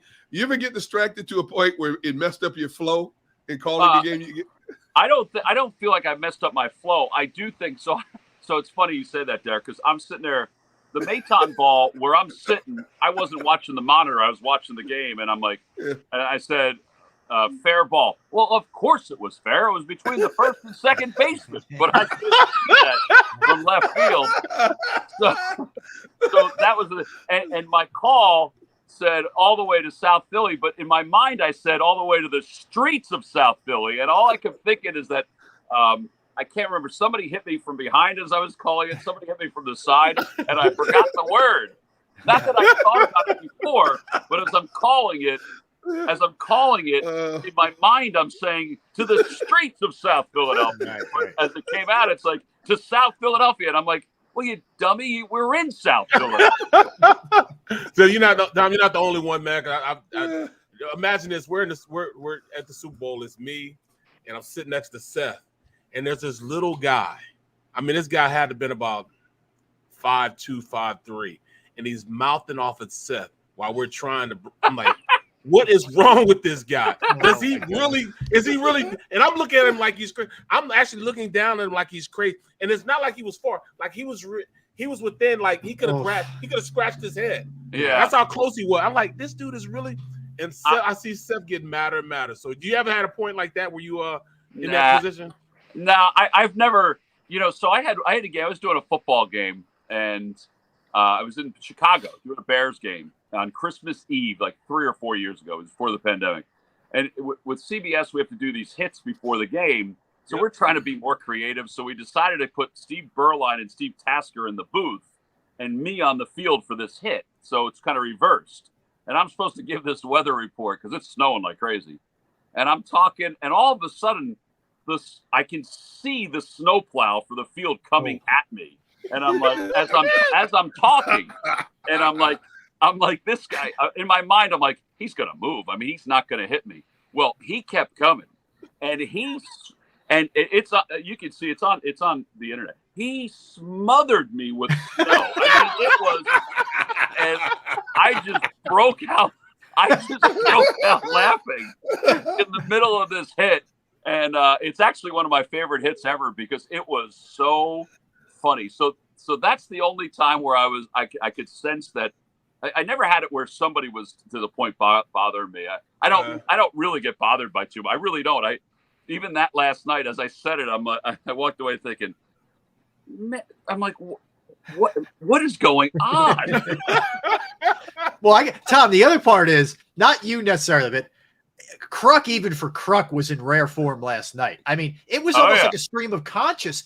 I mean, at one point he saw, hey, do you get bothered in your peripheral vision? And then then with Lazinski on, he's talking about their hospital stays and it was It was like off the chart stuff last night. So somebody sent me an email the other day about Johnny, and he said, these West Virginia stories, yada yada yada. And I said to the guy, I said, hey, listen, this is probably an email you should send to John, because I don't have any idea before we come on what he's going to say. So when you hear it, I'm hearing it for the first time. I said, so, and it's a stream of consciousness. And I'm telling you, there are times where my cough button or my talk back, I'm either laughing and talking to Jeff Hausman, our producer, or I'm hitting cough because I'm like, oh my God, it is a TV sitcom. I mean, Bob Uecker did Mr. Belvedere. Oh, Can you yeah. imagine? Oh my God. What Hillbilly Heaven would look like if John Kruk was part of it? Oh my God. Wasn't Kruk at one point talking about adult diapers or something? He was talking about that. And he was talking about he and Bull both need surgeries, so they were going to share a hospital room. And then Then Bull starts talking about bedpans, and I'm like, bedpans? Yes. Here's the 0-2 pitch. Yeah. You have to swing it back into that. Yeah. It's like, it's unbelievable. It is. And Rob does that every day with us. Well, here's the other sitcom that needs to happen: Tyrese Maxey and Kruk. That was a love fest. I mean, it was. I will tell you this. I mean, we were all Sixers fans. Yeah.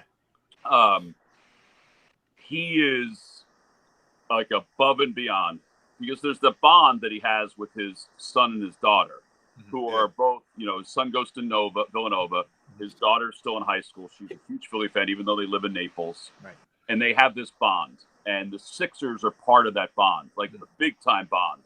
So at one point, I look back at Ben and I'm thinking, we got to let Ben ask a question here, because it was all Johnny and Tyrese. It was very funny. It was very funny. And then you had Ben singing in Spanish. I mean, it was a whole thing last night. I do know he's bilingual. He is. He is unbelievably smart. He is unbelievably smart. And he from playing, he had Spanish, I guess, at Malvern. I'm not sure, but he learned it from playing, because he felt like, as a rookie ball kid in the Pioneer League or wherever it was, he was one of only, two guys from America. Everybody else was Spanish. Okay. So he learned it to communicate with his pitchers, and he talks to our players all the time like it's his same language. But the fact that he started singing, I didn't know he did that. I mean, I didn't know he did that. It was cool. He's comical every time he comes into I the love office, it. He's man. the best. As soon as he opens the door, is the best. Yeah, he comes to the door. The champs is here. He's the king of dad jokes. He is the king of dad jokes. Yep, talking about supper. All right, Tom, you guys got to do more games from the stands, man. That was fun, man. That was fun. Tom, go ahead. Sorry. I was going to say, there's always that sort of the line that you try to keep down without making it, losing the form of the game itself. I'm really appreciative that we do this every year. I don't know where we're going to be next year. I mean, I loved having Schwarber on. I thought that was unbelievable. That kind of access to me is really cool. So. Yeah. Last one, Tom. What's your first NFL game this year? Do you know off the top of your head? I am the voice of the Indianapolis Colts on CBS for the first 2 weeks. So there you go. I'm in Houston first week, which is kind of cool because Lovie Smith. And then the second week I'm in Jacksonville, which is kind of cool because of Doug and Frank, back together again, basically going up against each other. So I'm excited about that. I'm excited about seeing Matt Ryan, Nick Foles, all those guys. And the Colts PR staff is a tremendous PR staff because a couple of the guys are from Philly. Okay. Yeah. So it's kind of cool. So that's my first two. And then after that, I probably won't have, I'm doing the Bills on Monday night for radio because we're off. So I'm just zipping up to Buffalo for a day. Me and Ross Tucker. Oh, you and Ross? Okay. Ross Tucker. Nice. Great guy too. That's killer 1-2 right there. Nice. Yeah. So that's where you're old, because I did all 4 of his years at Princeton as their radio guy. And he used to bust my chops as an 18-year-old when he was there, just as he does now. Yeah. That is when you're old. Yeah. Oh my goodness. And hey, Tom, you're crushing it, man. And we appreciate a couple minutes. You got to get to the Thank you, ballpark, Tom. and we'll look for you tonight, 7:00, NBC Sports Philadelphia. Great job last night, man. So, appreciate it, guys. That was awesome. All right, Tom. Take care. See you guys. He's the glue, man. He's the glue, man. Keeping that whole thing together. He's like you, man. You try to keep us together. Keep us going off. He does it a lot better than I do. Trust me. It is not. That is hard playing traffic cop to what he had going on last night. At one point, the Fanatics banging a tambourine in his ear. like Exactly. popcorn on them. You got fans waving at you. You got the mascot messing with you. Music going on. You got an interview guest there as well. I mean, man, that's beyond a 3-ring circus. Yeah, Bro, Tom's masterful at it. It is not an easy thing to do. That's Absolutely, for sure. man, All right, so we got a little surprise. Gunner's like see, I'm not usually a big surprise guy, but Gunner gives good surprises all the time. All the time. You want everything to be straight and narrow. Yes, and he throws a curveball every once in a while. It's good curveballs, though. Yeah, it's good. Yeah. So we have former Eagle defensive tackle Corey Simon is going to join us coming up in about 10 minutes. Corey's going to be 1:45. Yeah, in a little bit. So we will talk to Corey. We'll take a walk down memory lane, get his thoughts on Jordan Davis. You know, everything that's going on presently, what he's up to these days, all those kind of things. That's going to be fun, man. So Corey's coming up. When we get back, wait until you hear what he's doing now, and I'm still like, dude, are you serious? He told me it's the same guy I knew back in the day, right? Yeah, exactly. Yeah, so we will we'll do that. And also we will get into Barrett playing with guys who are just on a different plane than everybody else. We'll do that as well. So don't go anywhere. Derek Barrett, I'm Rob. We are Sports Take, JAKIB Sports YouTube Network. All right, let's talk about infrastructure and Razor technology.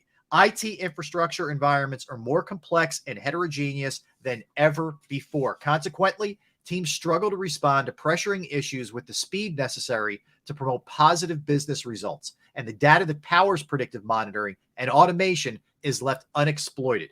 Razor technology addresses this challenge with a holistic approach that connects every part of an organization's technology assets, enabling proactive and secure IT operations without sacrificing the agility that drives innovation. Razor technology automates monitoring and management to bolster IT teams that are feeling stretched thin. And it improves auditing and reporting procedures so that actionable insights find their way to the leaders that need them most. Save time and money on your IT and cloud services and secure your organization with leading end-to-end infrastructure solutions by calling Razor Tech today at 866-797-3282. That's 866-797-3282, or visit us online at razor-tech.com. That's razor-tech.com.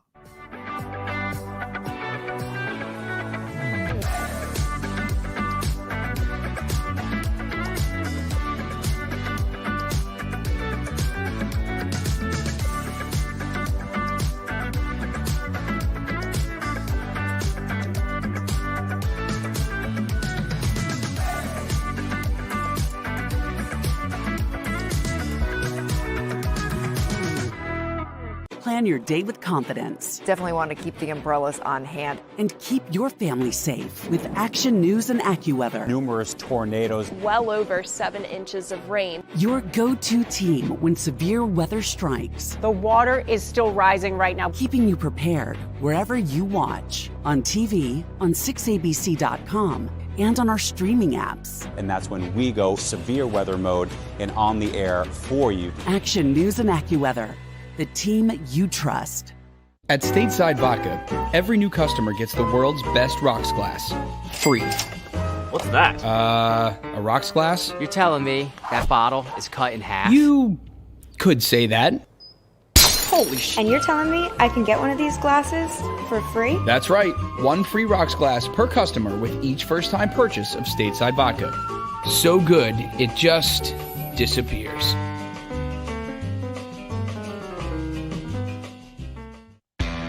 Go for the midnight dares. Go for the game. Go for the hits. Go for the fans. Go for the win. Go to Ocean Casino Resort. Book your trip at theoceanac.com.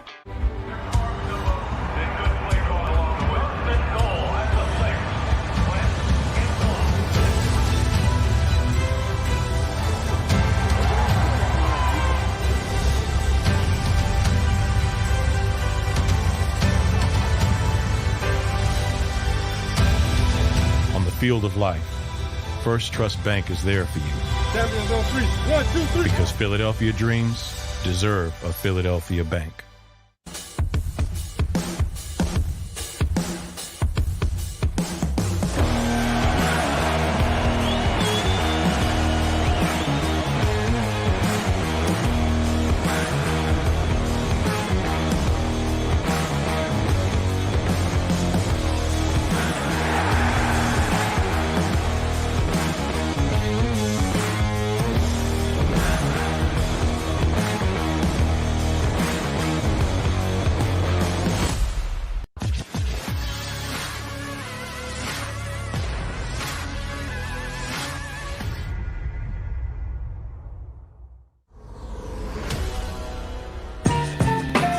All right, welcome back in, everybody. Great to be hanging with you today. We are Sports Take, JAKIB Sports YouTube Network. Rob Ellis, Derek Gunn, Barrett Brooks will be joined very shortly by former Eagles defensive tackle, defensive lineman extraordinaire Corey Simon, who is up to really good things.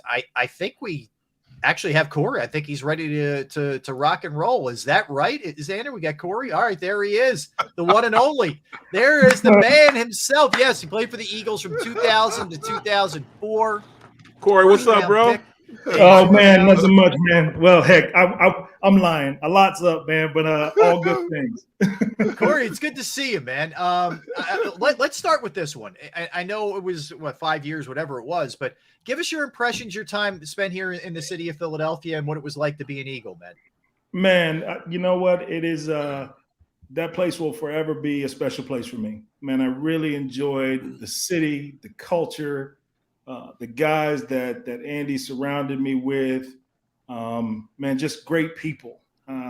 And then, of course, spending a little time with D Gunn over the years. And, there you go.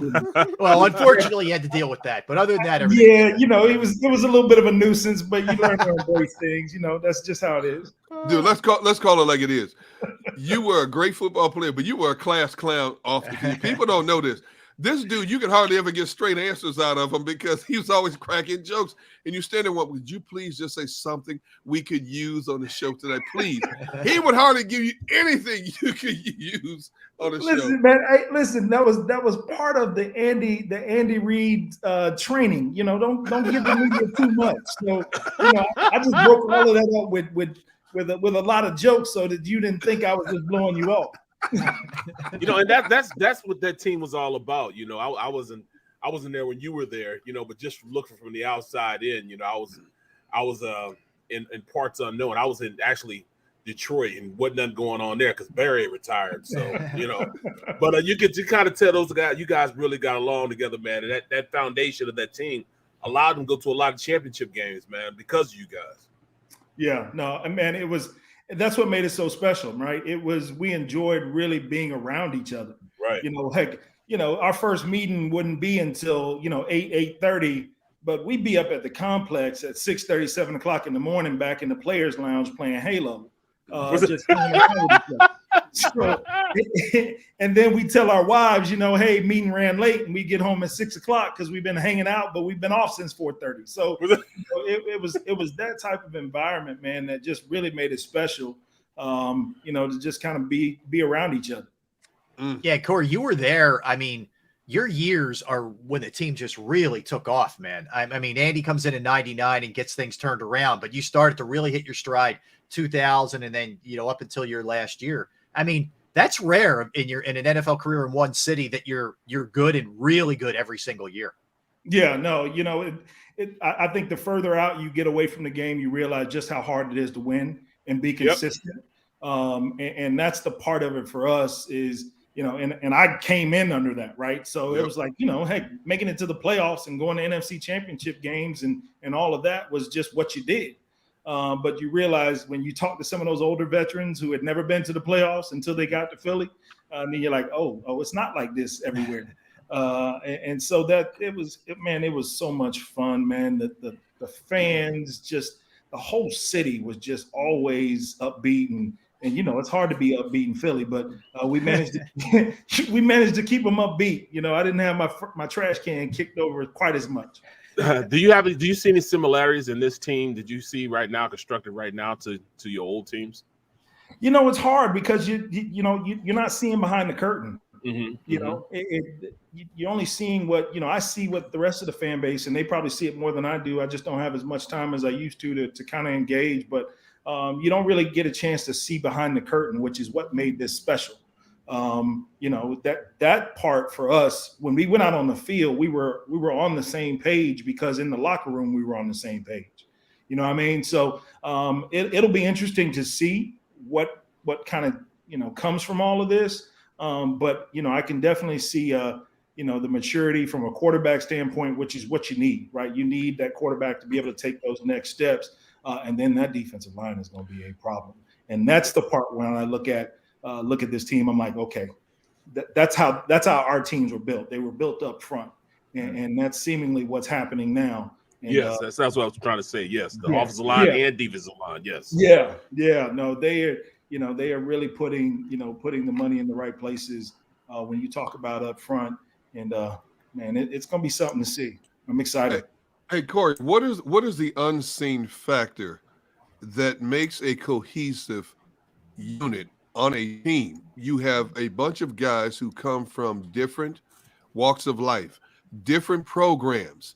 A lot of them all Americans, all conference. Now it's all about making my money, and I'm not going to let anybody get in the way of making my money. But there's always an unseen factor with the good teams. And every time when you had Hollis and you had Hugh and all these guys, when I walked in that locker room, there was never a time when I thought that these guys, there was any tension in that locker room.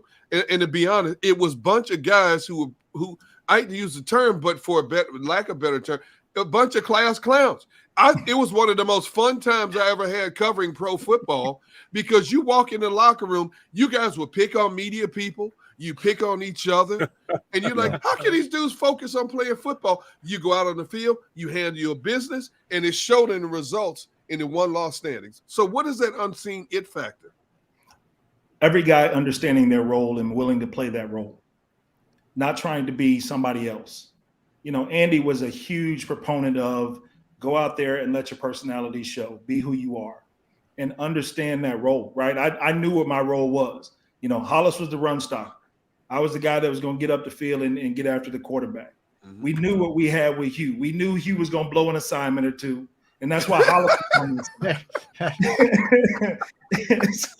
so that's why Hollis was on that side, to make up for the fact that he was going to blow an assignment. And then we'd all get brain locked out there. And so Brandon was on the team because he was the Cal guy. And Brandon ensured that all of us knew our roles and responsibilities on every given snap. So, it was guys just knowing your role and be willing to play within the scheme and not do anything outside of that, which made it special, right? We were good with that. And that's why we won the games we won.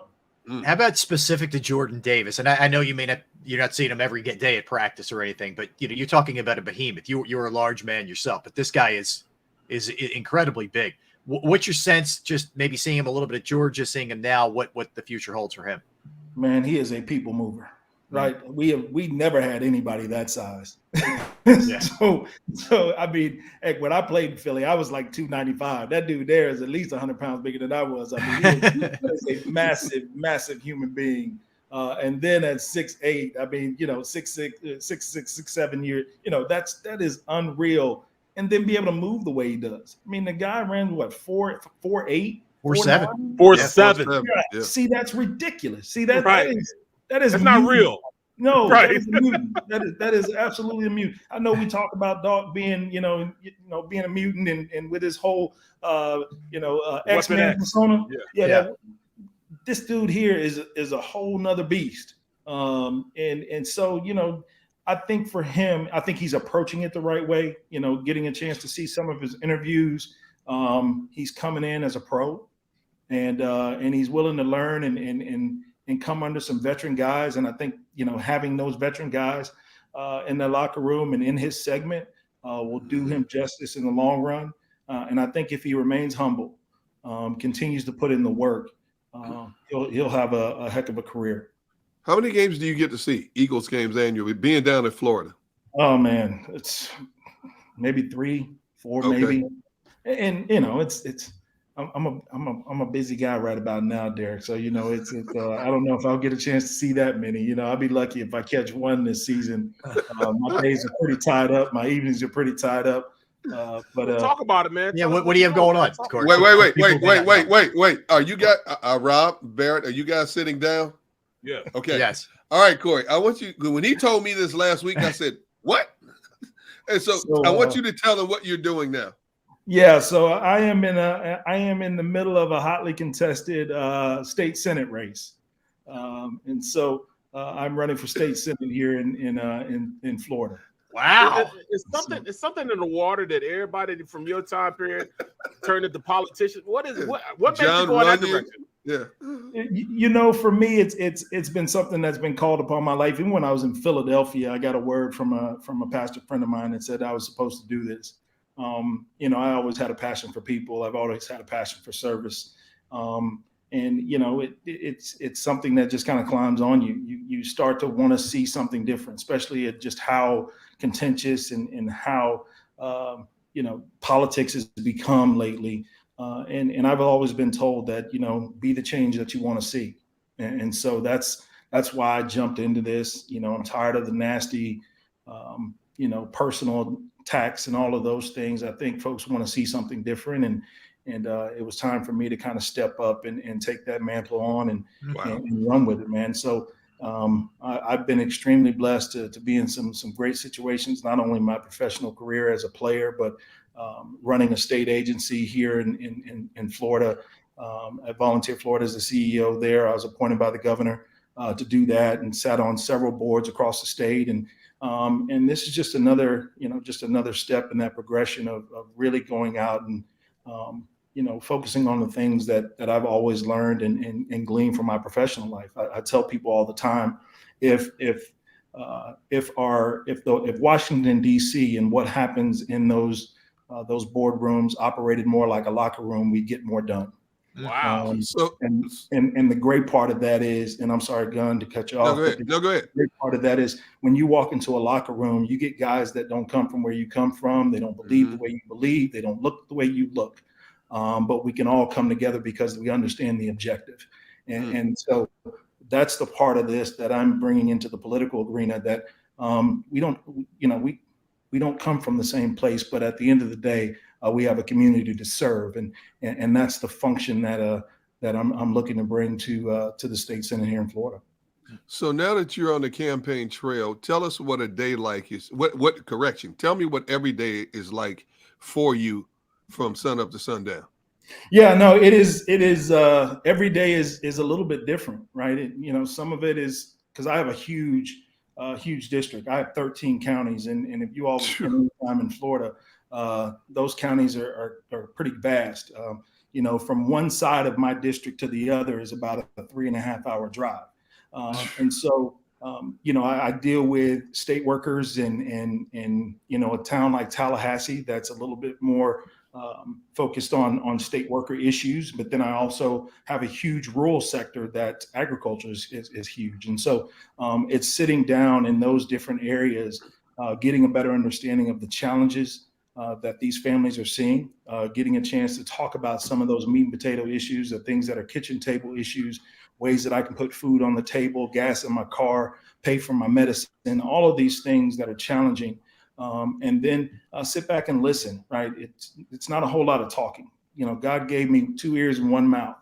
So I need to listen twice as much as I talk. And so it's listening to these families and trying to find solutions that fit within the state's mandate to help these families. And that's what I do. I do a lot of listening. I sit in on a lot of meetings with a lot of experts in a lot of different fields, trying to get a better understanding of ways that we can all work together. Some folks I'm going to sit down with, I'm going to agree with. Some folks I'm going to sit down with and I'm going to disagree with. But I think everybody needs to have a place where they can at least have an ear to listen. And that's what I do a lot of. It's a lot of listening to folks and trying to find some common ground. I think for too long, compromise has become a bad word. And we've got to get away from that and understand that oftentimes the answers are somewhere in the middle. Well, were you a player rep during your period with either Indianapolis or Pittsburgh? In Philly? I wasn't. We had some strong representation there, and I walked into a very veteran-laden locker room, and so we had great representation. So no, I didn't step into those places. Well, you're very articulate, man. So you could definitely see the calling, man. So yeah, Thank you. Awesome, Corey. Listen, man, great catching up with you, and we wish you all the best, man. Good luck with everything, and keep doing. You're not a dumb football player, man. That's what they think. Appreciate you, bro. I love it, man. Love it, bro. Love it. I'm still trying to take all this in. Corey Simon, politician, and he was able to do all of this despite being scarred by Derek Gunn. I mean, there you go. Let me tell you something. He gave as much as he took. I'm gonna tell you that right now. Don't let this man fool you. Now that man gave. I was there. Sometimes I would sit there on post game. So I'm trying to interview him and ask him a question related to the game. He cracked some joke. I'm like, dude, would you pay attention, please, for just 30 seconds? Just 30 seconds. That's all I'm asking. And don't let Hollis walk and get in a conversation with me and him. Man. When I had Hollis, then he'd walk out and they double team me. I'm like, this is like any football escapade I've ever had to be a part of. But I enjoyed every bit of it. Corey and Hollis, that could have been a show by itself, man. No. Corey, Hollis, and Hugh. Yes. Oh, Hugh, that's yes. Yeah. That we were the Three Musketeers. There's no question about it. And there was more than that. I mean, gosh, it was so much fun, right? And the game was supposed to be fun, right? Yes. We were playing a kids game. And you know, and of course, winning was a part of it, and because we won so much, things were a lot more fun, right, Barry? You said you over in Detroit, you were having a whole lot of fun. No. Going to work was like, you know what I'm saying, punching the clock, man. yeah, you couldn't wait to get up out of there. It's like, all right, when the season over with, man, let me get my flight back home. Yeah, but no, we just really. We embraced it. I appreciate Andy, that staff, Modrak, when he was there, of allowing us to just be us, right? They weren't trying to pigeonhole us into being just this buttoned up, you're a football player. It was about just, you know, allowing your personality to shine. Now, how many times did you get called in Andy's office? Because I know some players that used to get called in. Look, can you please not say this, or please do not do this? I don't mind you being, you know, having a personality, but can you please hone it in just a little bit? No, man, I never got that, because Andy saw the interviews the same way you were conducting them. He realized I wasn't giving y'all nothing to talk about. Yeah, Andy was like name, rank, and serial number. You took it the other way, just kind of laughing and joking, but you never really gave any real insight. Didn't let anyone behind the curtain, I guess. No, Gunn realized at the end of the day, he's like, man, you know what? That was a great interview, but I can't play any of that because none of that. But you know what? He loved it because he would come back the next week and do the same thing. That's exactly right. It's exactly right. People ate that stuff up, man. Yeah, man. You know, and I think in this day and age, folks needed that, right? I think we were a little ahead of our time from that standpoint, because you got a chance to see the personality of the players, right? Because football, you know, we put that helmet on and people just think we're just robots, right? We're just going out there and we do our job. And so we're not like basketball. We're not like baseball. We have on a full uniform where folks can't get a chance to see us until that camera comes on and we're off the field. And so it was important for us to just go out there. And I think that's why we've been endeared, you know, not only just the fact that we won so many games, but I think even when I come back to Philly now, folks can appreciate the work that we did because they got a chance to see a little bit about who we were as people and not just players. You're right, man, because it wasn't like that. When I got drafted in 95 and I stayed there from 95 to 98, and it wasn't like it was a blue collar town, man. When I was there, man, you just go out there, played, and you know, took your lunch pail home, man. It wasn't and I was an offensive lineman, so anytime you heard an offensive lineman name, he was just holding, jumping off sides, or doing something he was stupid he wasn't supposed to do. So you know, I didn't have that privilege of having my name called unless I was doing something wrong, man. But man, it was great, man. It was great, you know, talking to you again, man. Yeah, brother. Thank you, man. Corey, take care, man. All the best. Good luck with everything. Y'all having me, man. It's been a lot of fun. All right, man, take care. You got it. That's Corey. He was part of a really special group, man. It's a shame that team didn't win a Super Bowl, but they were special. Well, you can use the word special in a lot of ways, which I won't at this particular time. I'm telling you, dude, it just fascinates me for all the football that I've covered. Right. That you had, you know, normally you may get one or two loose cannons on a team. This was a locker room full of characters. And you're thinking, how in the world did they win so many games, man? Because if you saw what we saw in the locker room, and if you knew what I knew about a lot of these guys away from the field in terms of their personalities, you're thinking, they're not taking this serious, man. But when they strapped it up for a game, man, you talking about straight out ballers. Mm-hmm. But that's why, you know what I'm saying? Let me put it like this. They were a locker room full of Barrett Brooks. Right. Okay? Right. A locker room They were. full of You're Barrett right. Brooks. Derek, That's the right best on. way I could put it. Good description. Yep. And Barrett is who he is today. And like Corey said, a lot of those players that come back today are still embraced by this city, because when they hit this town now, the Hugh Douglases, the Corey Simons, Chad Lewises, they stop and talk to everybody. There's no distancing themselves from people. They are people who had the fortune to play a gladiator game at the highest level, but they're still one of the people. If Barrett was my height, he wouldn't probably get as recognized as he normally does. But because he's a big guy, people want to know, okay, that's Barrett Brooks. Barrett Brooks will stop and talk to any and everybody you can think of, to the point you want to punch him in the back of his head. Barrett, we got to go. Barrett, we need to go. We were at the Super Bowl, covering the Super Bowl, man. He said, Barrett, I'm about to leave you, man. I'm about to leave you, man. Bye, I'm gone.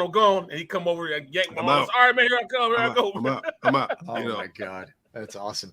All right, let's come back. Let's swing it back to the NFL. We'll continue to talk about the Eagles' open practice against Miami.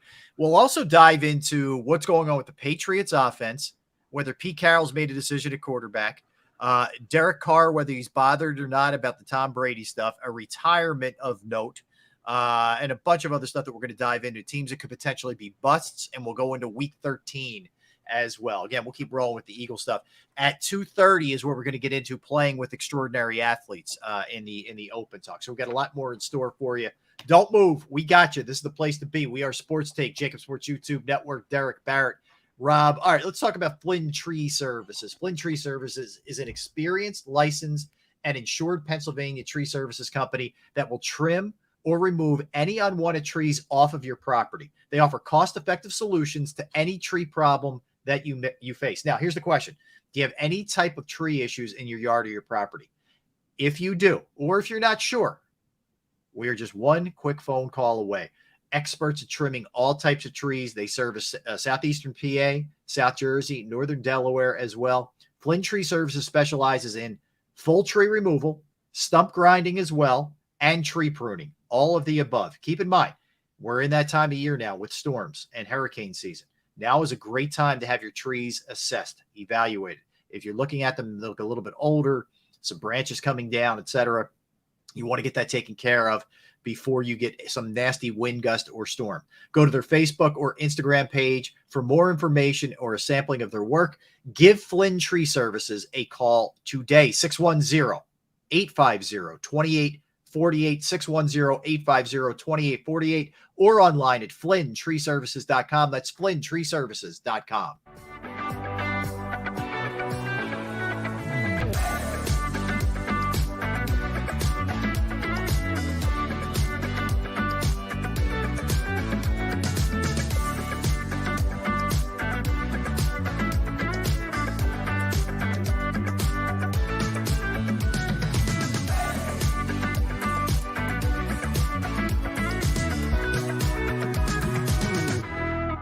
Plan your day with confidence. Definitely want to keep the umbrellas on hand. And keep your family safe with Action News and AccuWeather. Numerous tornadoes. Well over 7 inches of rain. Your go-to team when severe weather strikes. The water is still rising right now, keeping you prepared wherever you watch. On TV, on 6abc.com, and on our streaming apps. And that's when we go severe weather mode and on the air for you. Action News and AccuWeather, the team you trust.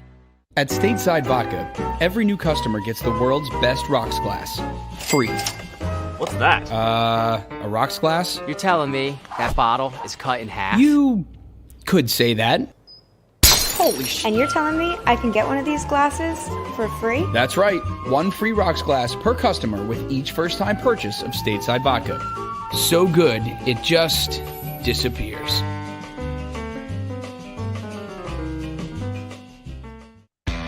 Go for the midnight dares. Go for the game. Go for the hits. Go for the fans. Go for the win. Go to Ocean Casino Resort. Book your trip at theoceanac.com.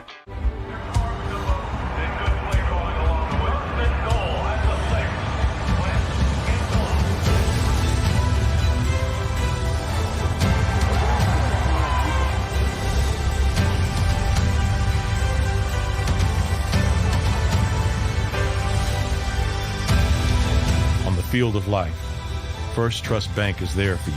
Champions on 3. 1, 2, 3. Because Philadelphia dreams deserve a Philadelphia bank.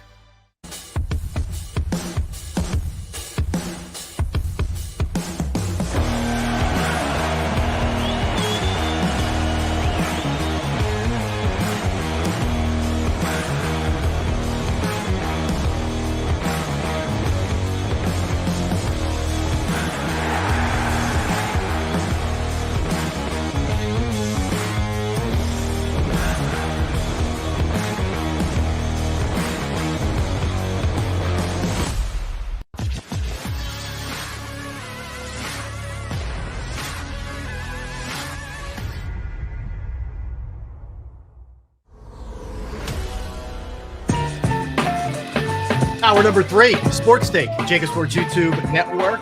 Man, what a show so far. We've had John McMullen from Miami for the Eagles at the Eagles Open practice. We've had Tom McCarthy, who called the Phillies game last night, comeback win. And we just had Corey Simon, former Eagle, on right now. Amazing. We just keep rolling it out. Let's hit the like button, folks. We appreciate you. That's for sure. All right, guys, let's get back to the football here. So just for people who are just tuning in, maybe didn't get a chance to see it, by all accounts, in the open practice today, and all of this is subjective, obviously, but it seemed that Miami had the better of the Eagles today on really both sides of the ball. Little injury, doesn't appear to be anything major, just a tweak, but Darius Slay appeared to tweak something in his leg. He initially came out, went back in, and then came out again. We had John McMullen on a little bit earlier. He said he wouldn't be surprised if we don't see Darius Slay tomorrow. I hear that 100%. Weather potentially a factor here, with the Miami Heat that they were dealing with down there. And, maybe it was just a case of, guess what? They got the better of them today, did Miami. So I think that's the biggest thing right there. Sometimes you get the bear, sometimes you get the bear gets you. It's just, you're not going to win every single battle, and you need to get, tatted up a little bit before you're going into the season. Just to know that, all right, we got to keep working. It'll refocus you. Going into tomorrow, they'll probably have a little bit better success than they had today. Mm-hmm. But this is how you get better. This is exactly how you get better, by going out, seeing where your shortcomings are, where your inefficiencies are, fixing those, and keep going forward, keep moving. That's how you grow. That's exactly how you grow. People understand when you lift weights and you're breaking down muscle so it can come back even stronger. It'll grow even stronger than it was when you first did it. Well, that's exactly what happens, when you're out there practicing. You get broken down, you go in, fix those problems, and you get stronger as a unit, strong as a team. Well said. Again, let me read this tweet from Tua Tagovailoa, who's the Miami starting quarterback. Of course, these two, Tua and Jalen Hurts, played together at Alabama before Jalen transferred to Oklahoma to finish up his college career. But he said after practice today, quote, regarding Hurts, the dude had to be the first into the weight room. He had to be the first onto the field. Sprints. He had to be the first. It really tells you how he goes about his life. It tells you how he sees things and looks at things as a competitor. So I know that kind of feeds into the intangible thing that we always talk about with Jalen, but that's a pretty strong statement from a guy he played with, man. And it's a lot of respect there for the way he goes about his business. So just thought I'd pass that along. I thought it was pretty cool. Well, we expect. It's what we expected from Jalen. It's what we've heard about Jalen, ever since he got here. And so it doesn't surprise me. And who would know better than a guy who was in the locker room and on the practice field with him every day? And again, I can't emphasize it enough. I hope all these intangibles we keep hearing about Jalen translates into a much better season in 2022, because if that is the case, this team's going to do some damage in the NFC this year. I'm with you. They absolutely are. That's why I'm thinking the same thing.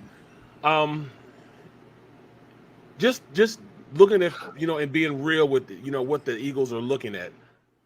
If they didn't think that he had a possibility of getting better, if they didn't think that he was the guy that could, keep this team going forward, they'd have got rid of him a long time ago. They had 3 first-round picks this year that they chose not to use on a quarterback. If they were, thinking, all right, we can upgrade, we can get something better, then they would have done that. Guaranteed they would have done that. You know what I'm saying? Yeah. But they chose to go with Jalen. So that means, to me, it just goes to show that they're ready to go forward with Jalen. They're going to give him every opportunity to show them that he's the guy. And I don't have a problem with him going in there and establishing himself as a guy. Yeah, absolutely. Look, 100%, man. All right, so let's jump around a little bit NFL here, guys. So a couple things. Len Dawson passed away. Len Dawson, who was, one of the great players during his era, actually won Super Bowl IV. There's the iconic picture of him at halftime. He's got a cigarette going, and he's got a Fresca soda going. But that was the NFL back then. That was sports back then. But and he also, for years during his career, this is fascinating. He was a local sportscaster in Kansas City. That's he would leave practice, go do 2 newscasts, and then turn around and go to practice the next day, like doing a 6 o'clock and 11 o'clock as the sports anchor for the local station. Times were different, man, and he was way different back then. Yeah, imagine a player trying to do that today. No, but I give him props. The guy was establishing a career, and it paid off because he became a phenomenal broadcaster and analyst. I grew up watching him on Inside the NFL with Nick Bonicani. Absolutely. He set him and Nick Bonicani set the foundation for what Inside the NFL is today. And the longevity of that program. It's still a highly successful program. Yeah. My first real exposure to Dawson was when they played the first Super Bowl against Green Bay, because back then, if you lived in an NFC town, you didn't get to see many AFL teams play. Right. So we heard all these things about this Len Dawson, but man, watching him play in that Super Bowl, man, he had Otis Taylor to throw to, one of the great receivers of all time. And then that's when I really found an appreciation for Len Dawson. Then, of course, when he made that transition to Inside the NFL, it was a new concept. Everybody's like, what is this? You get inside access from ex-players on a show every week? Combined with NFL films. I mean, that's a good combination. It was a great combination, man. And I still enjoy that show today. Yeah. Yep, me too. Yeah. Me too. He was great. Yeah, go ahead, Beck. He was great at his job, man. The way he was able to articulate and bring to everybody what NFL players and what their role was and what they were thinking about, why they did this. A lot of people don't see the ins and out of what the object of defense, offense, or special teams are trying to accomplish when they're on the field. Like, who has this guy in blocking? What route they were trying to execute? What were they doing on defense to stop this? Why this kickoff return worked and the other one didn't? He was able to articulate why those things were happening, which gave us as fans a greater understanding of what we were looking at. And once you understand something, you tend to get drawn in more and more the more you understand it. And not only that, but back on that show, the inaugural maiden voyage of Inside the NFL, you had John Facenda's voice doing some of the narrations back then. And man, it was like everybody, even back then, who knew who John Facenda was. And I could just sit there and listen to his voice all day. Can you imagine being blessed with a set of pipes like that? Oh, right.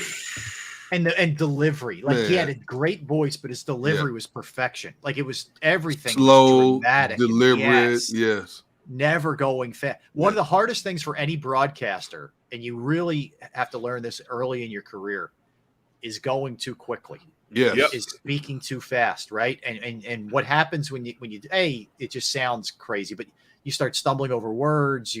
The audience isn't picking up what you're doing. And I have a problem with that all the time, man. Yeah, it's a hard thing to do every day. Yes. And Facenda had great pacing. You're right, but like a Harry Callis. Harry was another one, just a goat. But I never met Len Dawson, but he always seemed like a genuinely nice man. It just came off that way, And I know Patrick Mahomes they had a great bond, and he sent out a really nice tweet regarding him. So I love like the connection with the other generations too. Yeah. So I met him a couple of times, and talked to him a couple of times, and he fit the bill as far as what you thought he was on TV and what you got in person with him. Yeah. So really nice guy, a true great. Yeah. So rest in peace. 87 years old. I keep reading these stories, and I'm guarding I'm trying to like fight myself on them.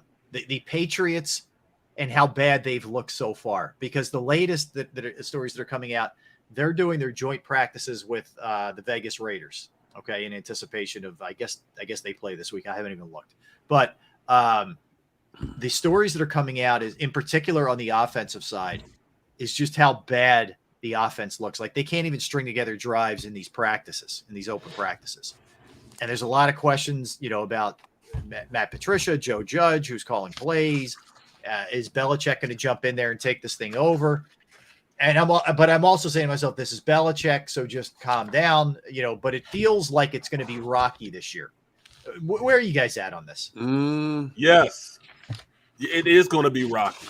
Okay. I mean, last year they won 10 games, but I really don't think that, they were as good as those 10 games they won.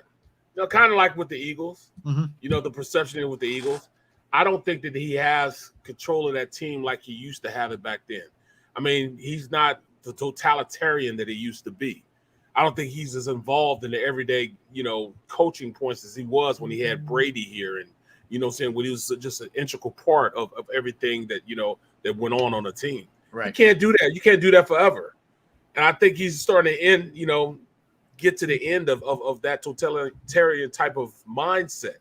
So he's not going to be able to go and coach this quarterback like he coached Brady. The message won't be as clear as it was with Brady. You don't have Brady anymore. So since you don't have Brady anymore, you can't expect this young guy to be that way. I mean, Matt's good, but he's not that damn good. He is not a Brady-esque type of player. He doesn't have the weapons that he had before. Yeah. Because he doesn't have the weapons, he can't run the same things he used to run.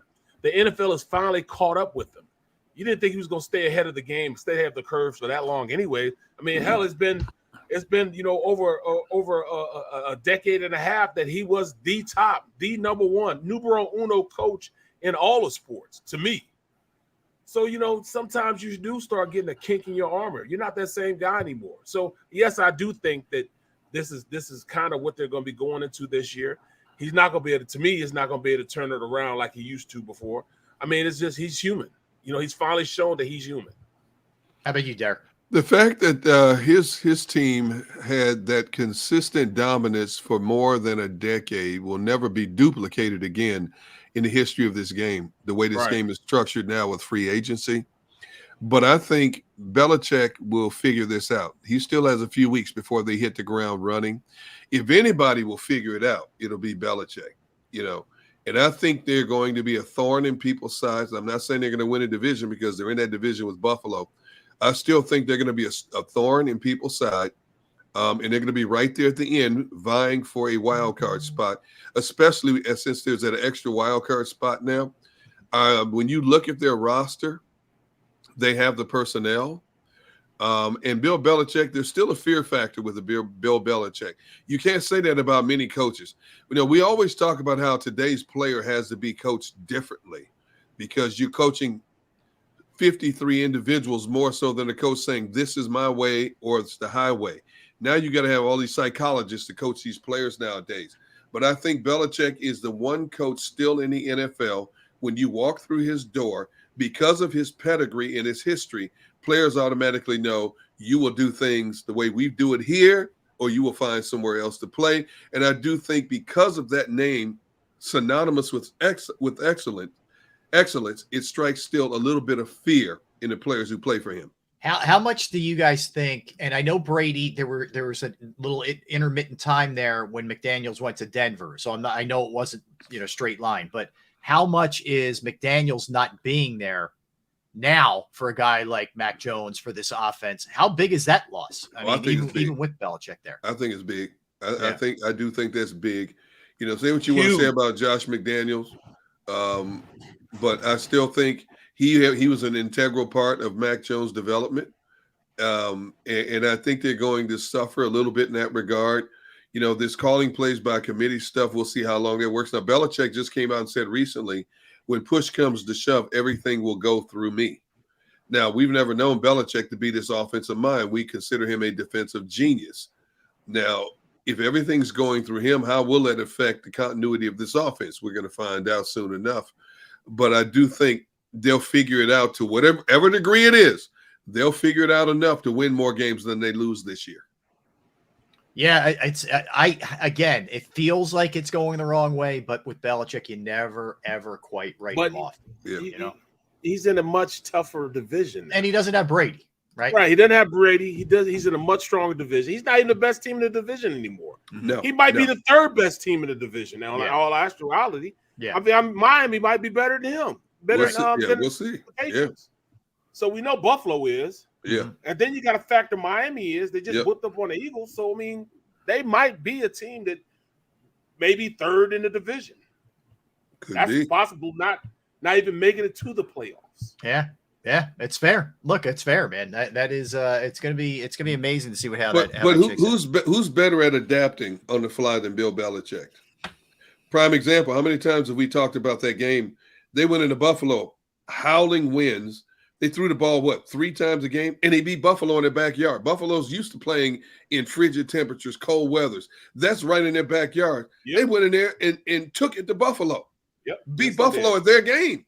Yes, they did. There's nobody better in the game still, even though he's older. There's nobody better in the game at adapting on the fly than Bill Belichick. He's still a GOAT. You get no calls about that with me. Yeah. But I just think that he's past that whole, era of that. All right, Mystique. I'm Belichick. Yeah, the mystique. Yeah. Okay.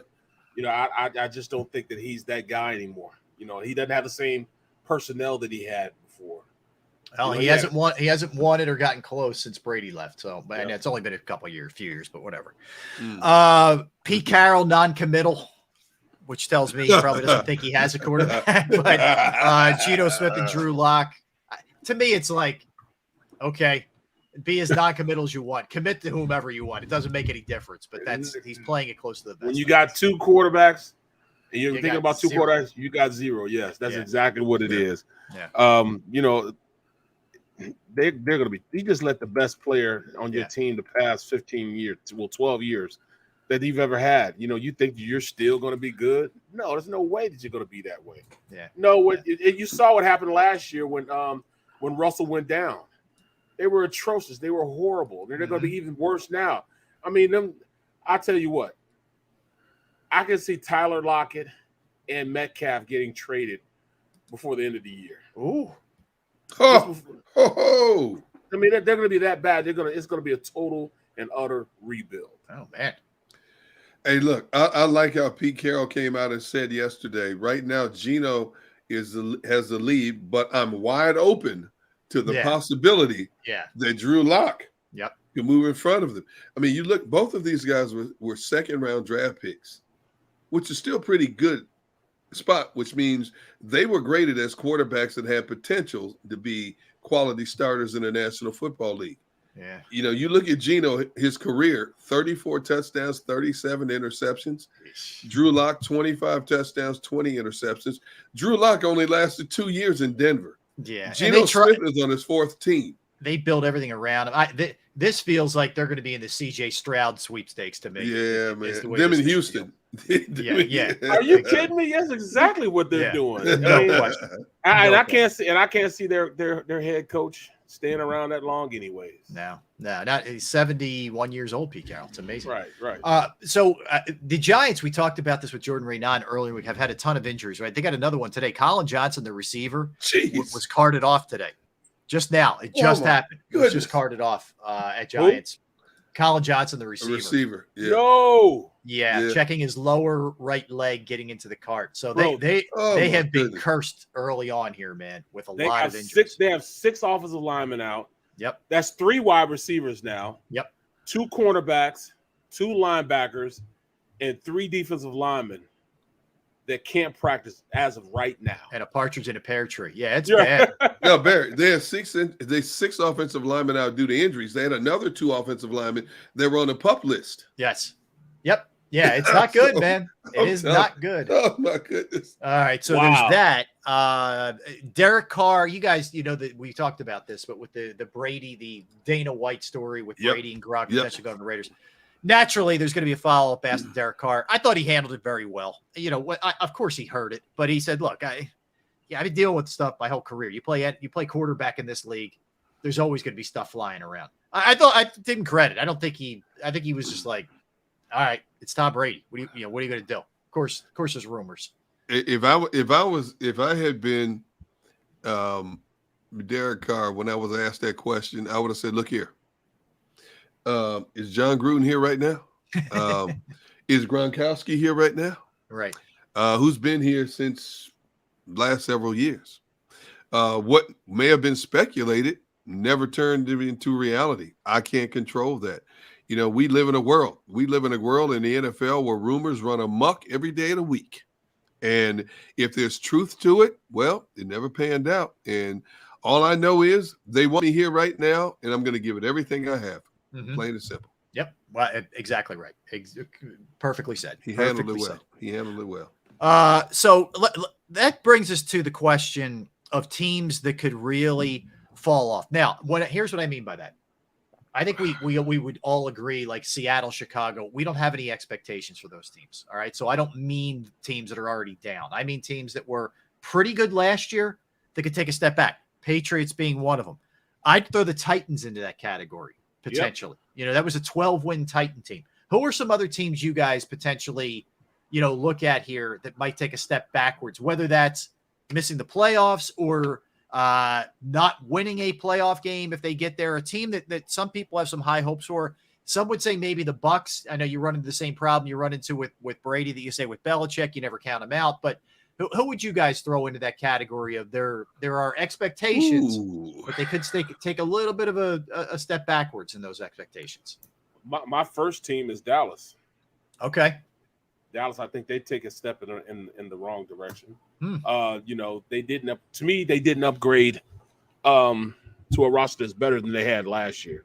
They didn't get better. If you're not getting better, then I don't necessarily think they're going to get worse. But they're definitely not going to be able to compete at the highest level that they did last year.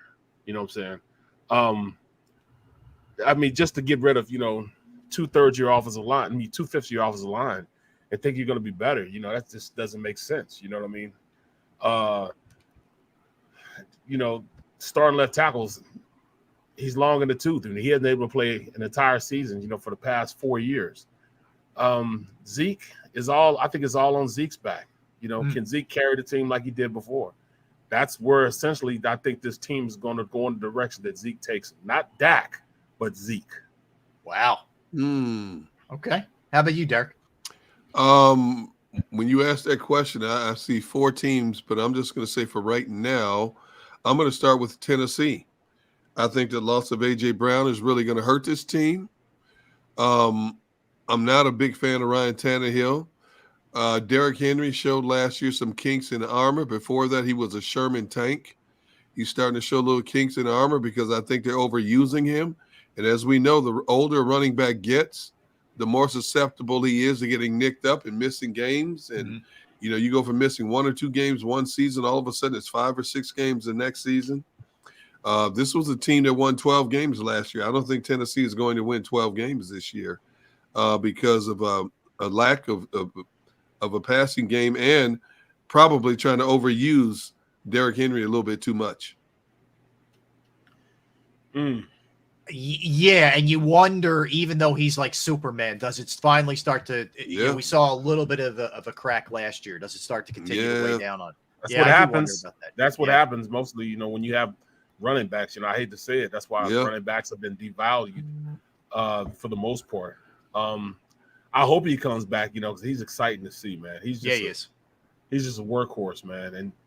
And I don't know if this team is that team is necessarily wanting to go in the same direction with Tannehill. I think they're trying to get Malik to be that guy. Step up. Yep. Yeah, I think they want to, and which is going to make things very uncomfortable for both Malik and Tannehill on that team. You know, I've seen situations where you can tell the team wants to go in a different direction, but they can't because you got a starter there, the old wily veteran there, and the young guy's just not good enough to take the reins yet. But they want him to so bad, they kind of force feed him to, and that pisses the veteran player off.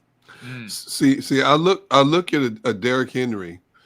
Derrick Henry had 303 carries in 2019. He had 378 carries in 2020. Now, in 2019, he ran for 1,540 yards. 2020, he ran for 2,027 yards. 2021, now this is crazy. He only played 8 regular season games.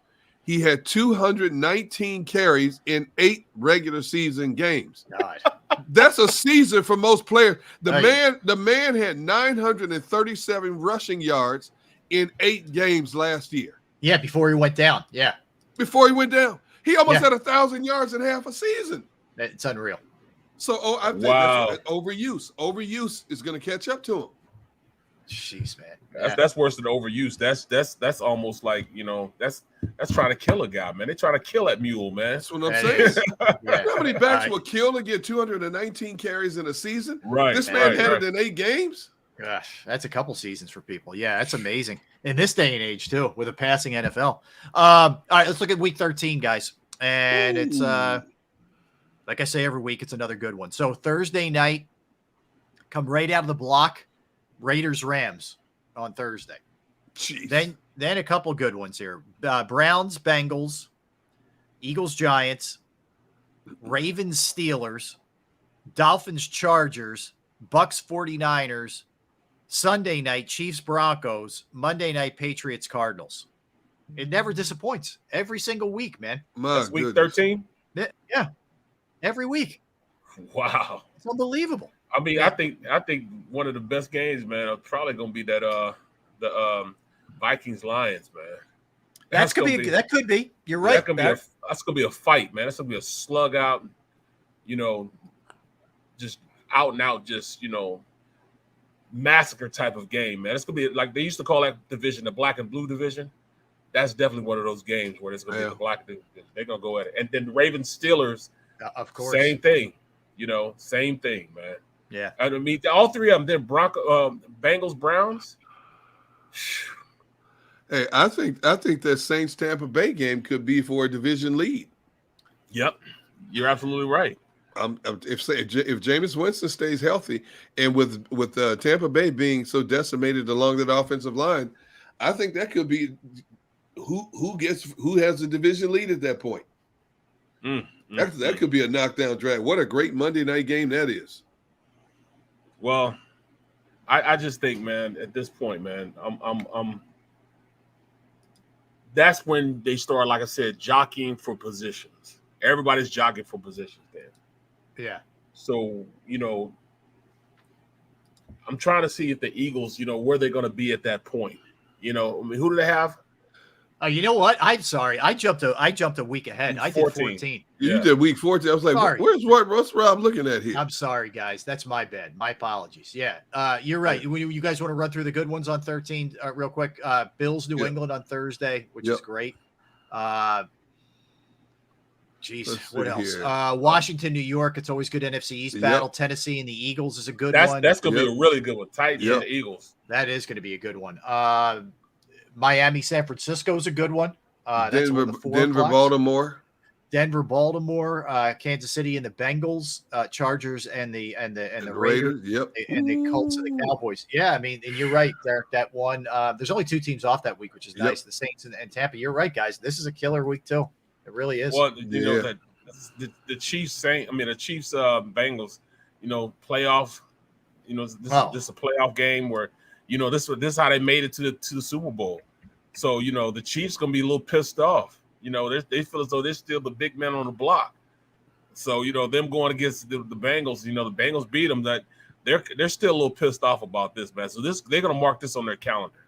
Yes, they're definitely marking this on their calendar. So let me ask you guys this now.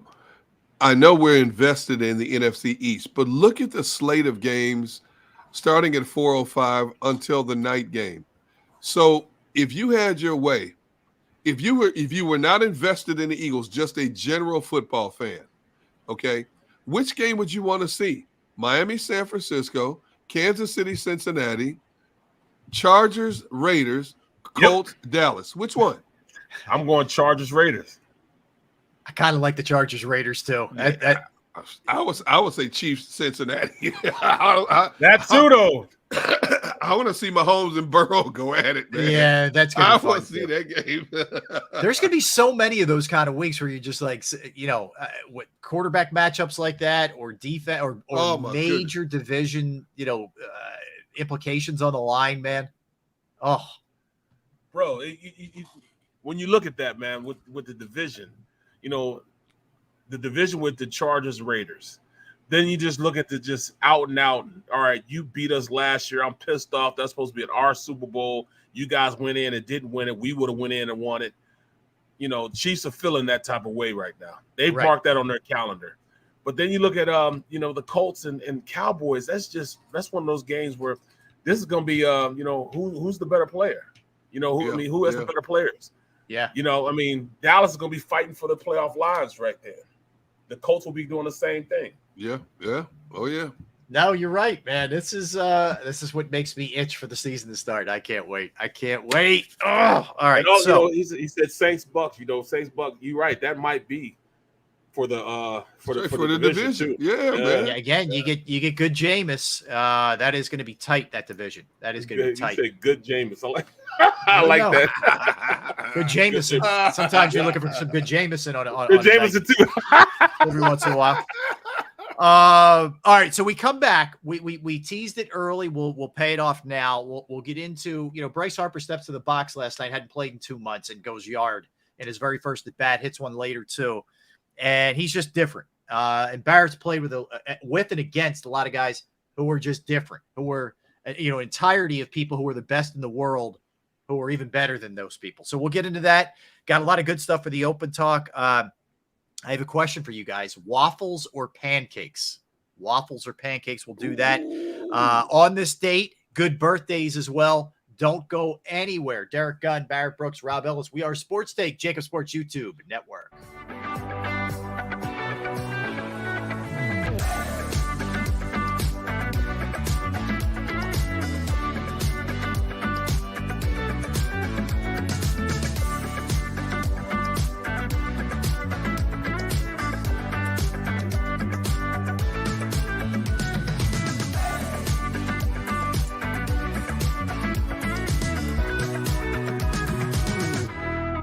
Plan your day with confidence. Definitely want to keep the umbrellas on hand. And keep your family safe with Action News and AccuWeather. Numerous tornadoes. Well over 7 inches of rain. Your go-to team when severe weather strikes. The water is still rising right now. Keeping you prepared wherever you watch. On TV, on 6abc.com, and on our streaming apps. And that's when we go severe weather mode and on the air for you. Action News and AccuWeather.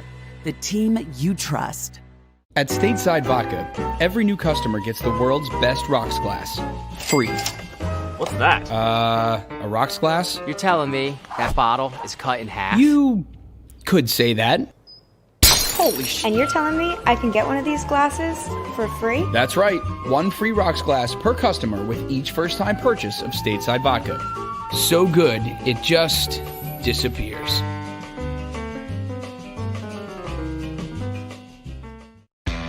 Go for the midnight dares. Go for the game. Go for the hits. Go for the fans. Go for the win. Go to Ocean Casino Resort. Book your trip at theoceanac.com.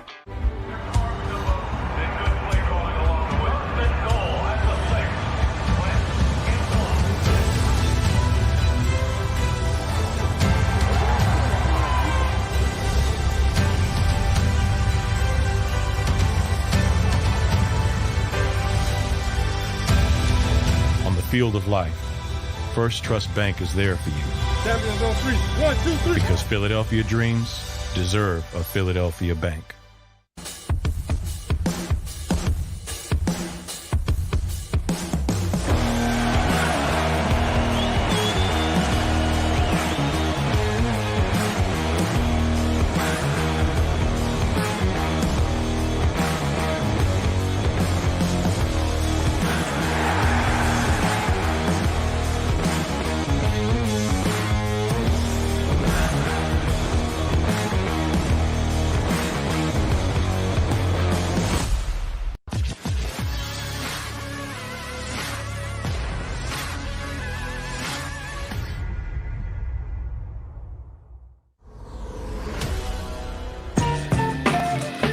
We're back. Thanks for hanging with us on this Wednesday. We are Sports Take, Sports YouTube Network. D. Gunn, D. Brooks, R. Ellis on this August. Man, we're already at August 24th.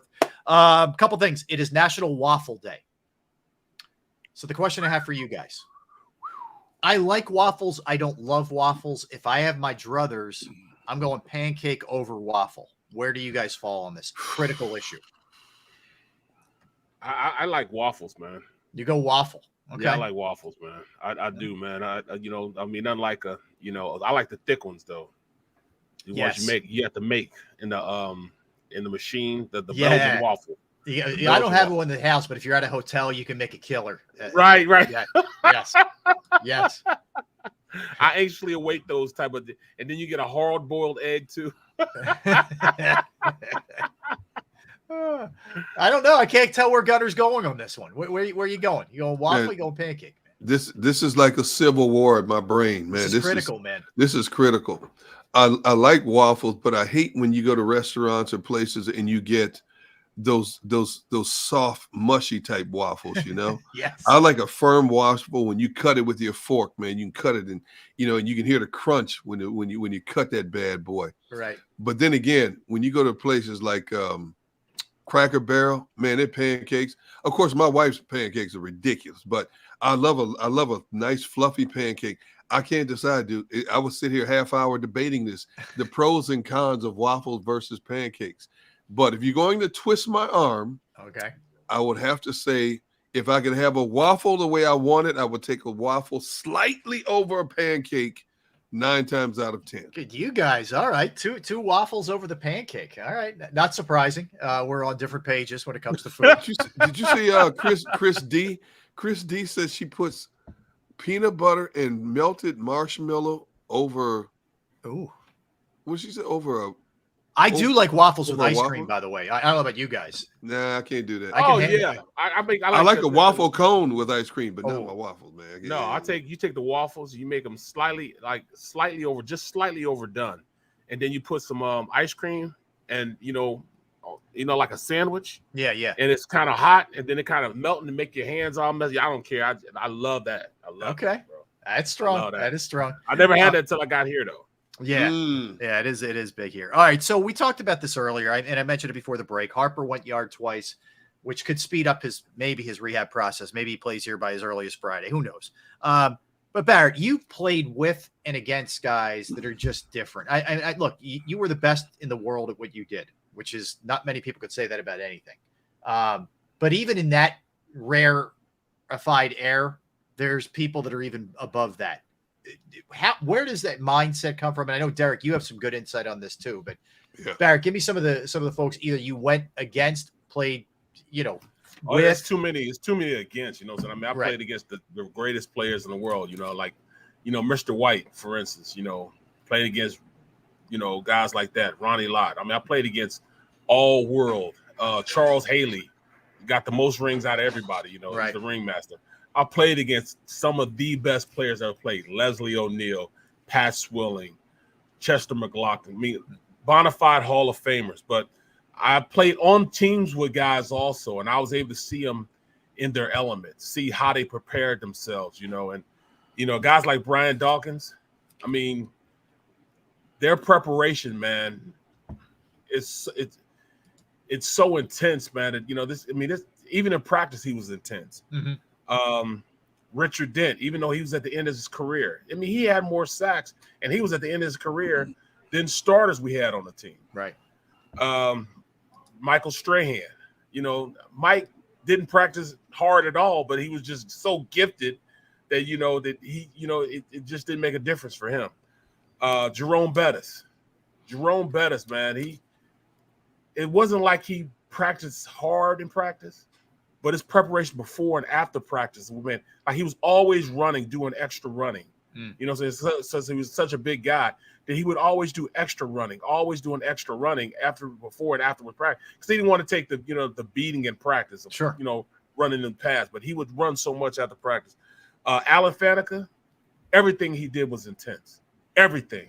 So I played next to the guy. I mean, he was one of the most intense players I've ever seen in my life. You know what I'm saying? When he's on the field, never cracked a smile, man. He's just whooping ass and taking names. Troy Polamalu.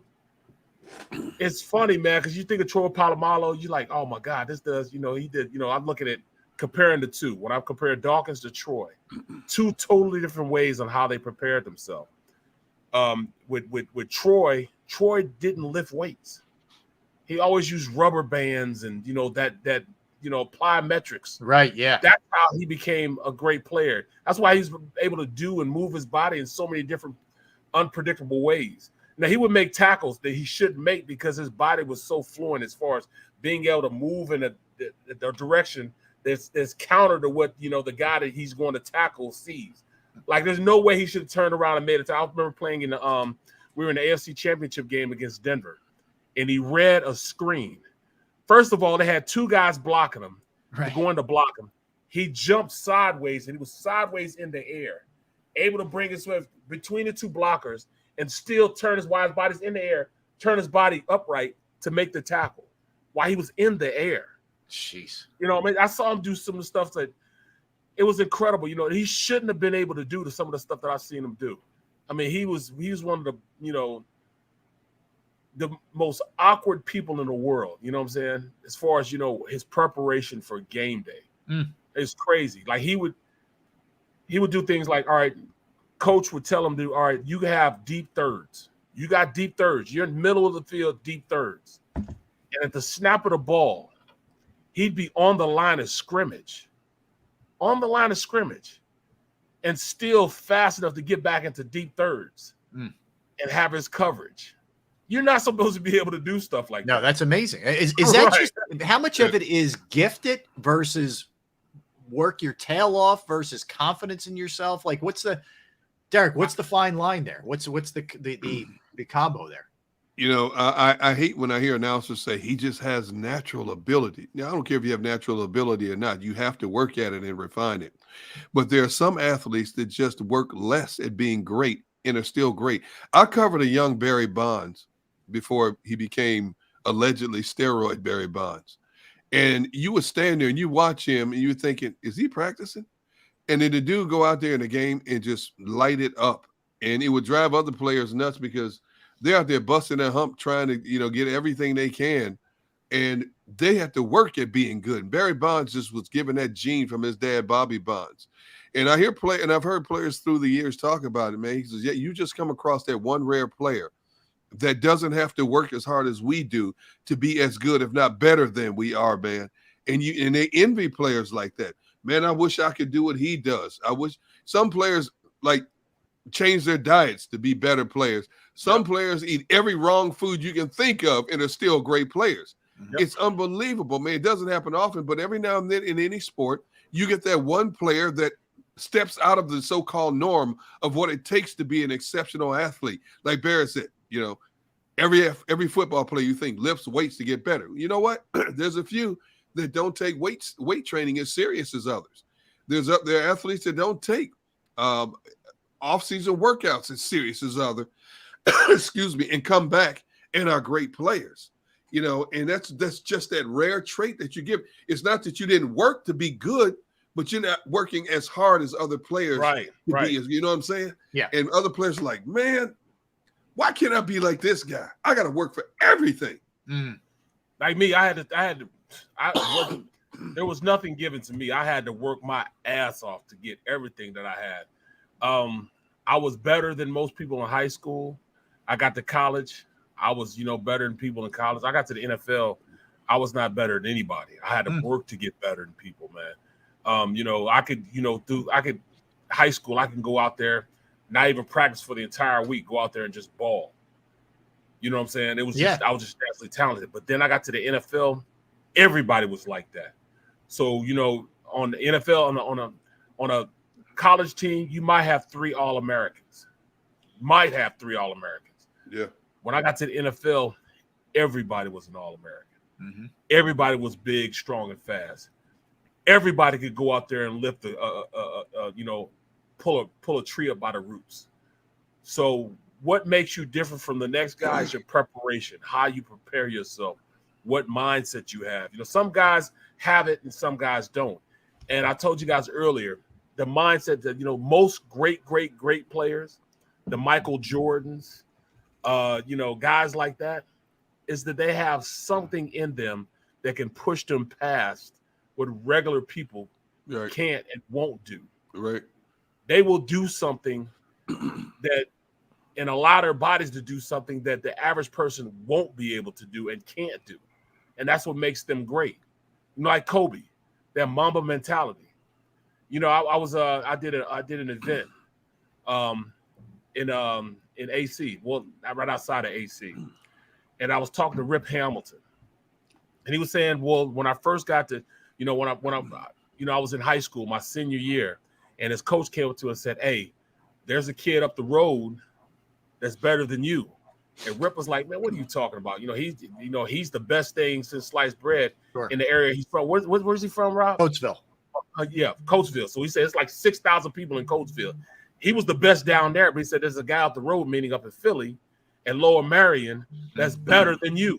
Yep. He said, no, there's no way, because he said he played above the rim. He could shoot from anywhere on the court. He could do anything. He could play defense. But then he got in that game, and he was amazed because he looked over across from him, and this guy could jump a little higher than him. Mm-hmm. He could shoot a little farther than he can. He can play defense a little better than he can, because they have the mindset that they can push past what others can't do. And he said he knew he had it, and he knew he had the Mamba mentality. Not after the game, but they were in the McDonald's All-Star game, and they were roommates. And he's ready to go to bed. It's like 10:30 at night. And he said Kobe was pacing back and forth in the room saying, oh, man, this guy Kevin Garnett or some other basketball, like, oh, he thinks he's better than I am. He thinks he can play better than me. He thinks he can shoot better than me. I'm about to show him. I'm the greatest player to ever play. I'm the greatest player to ever play.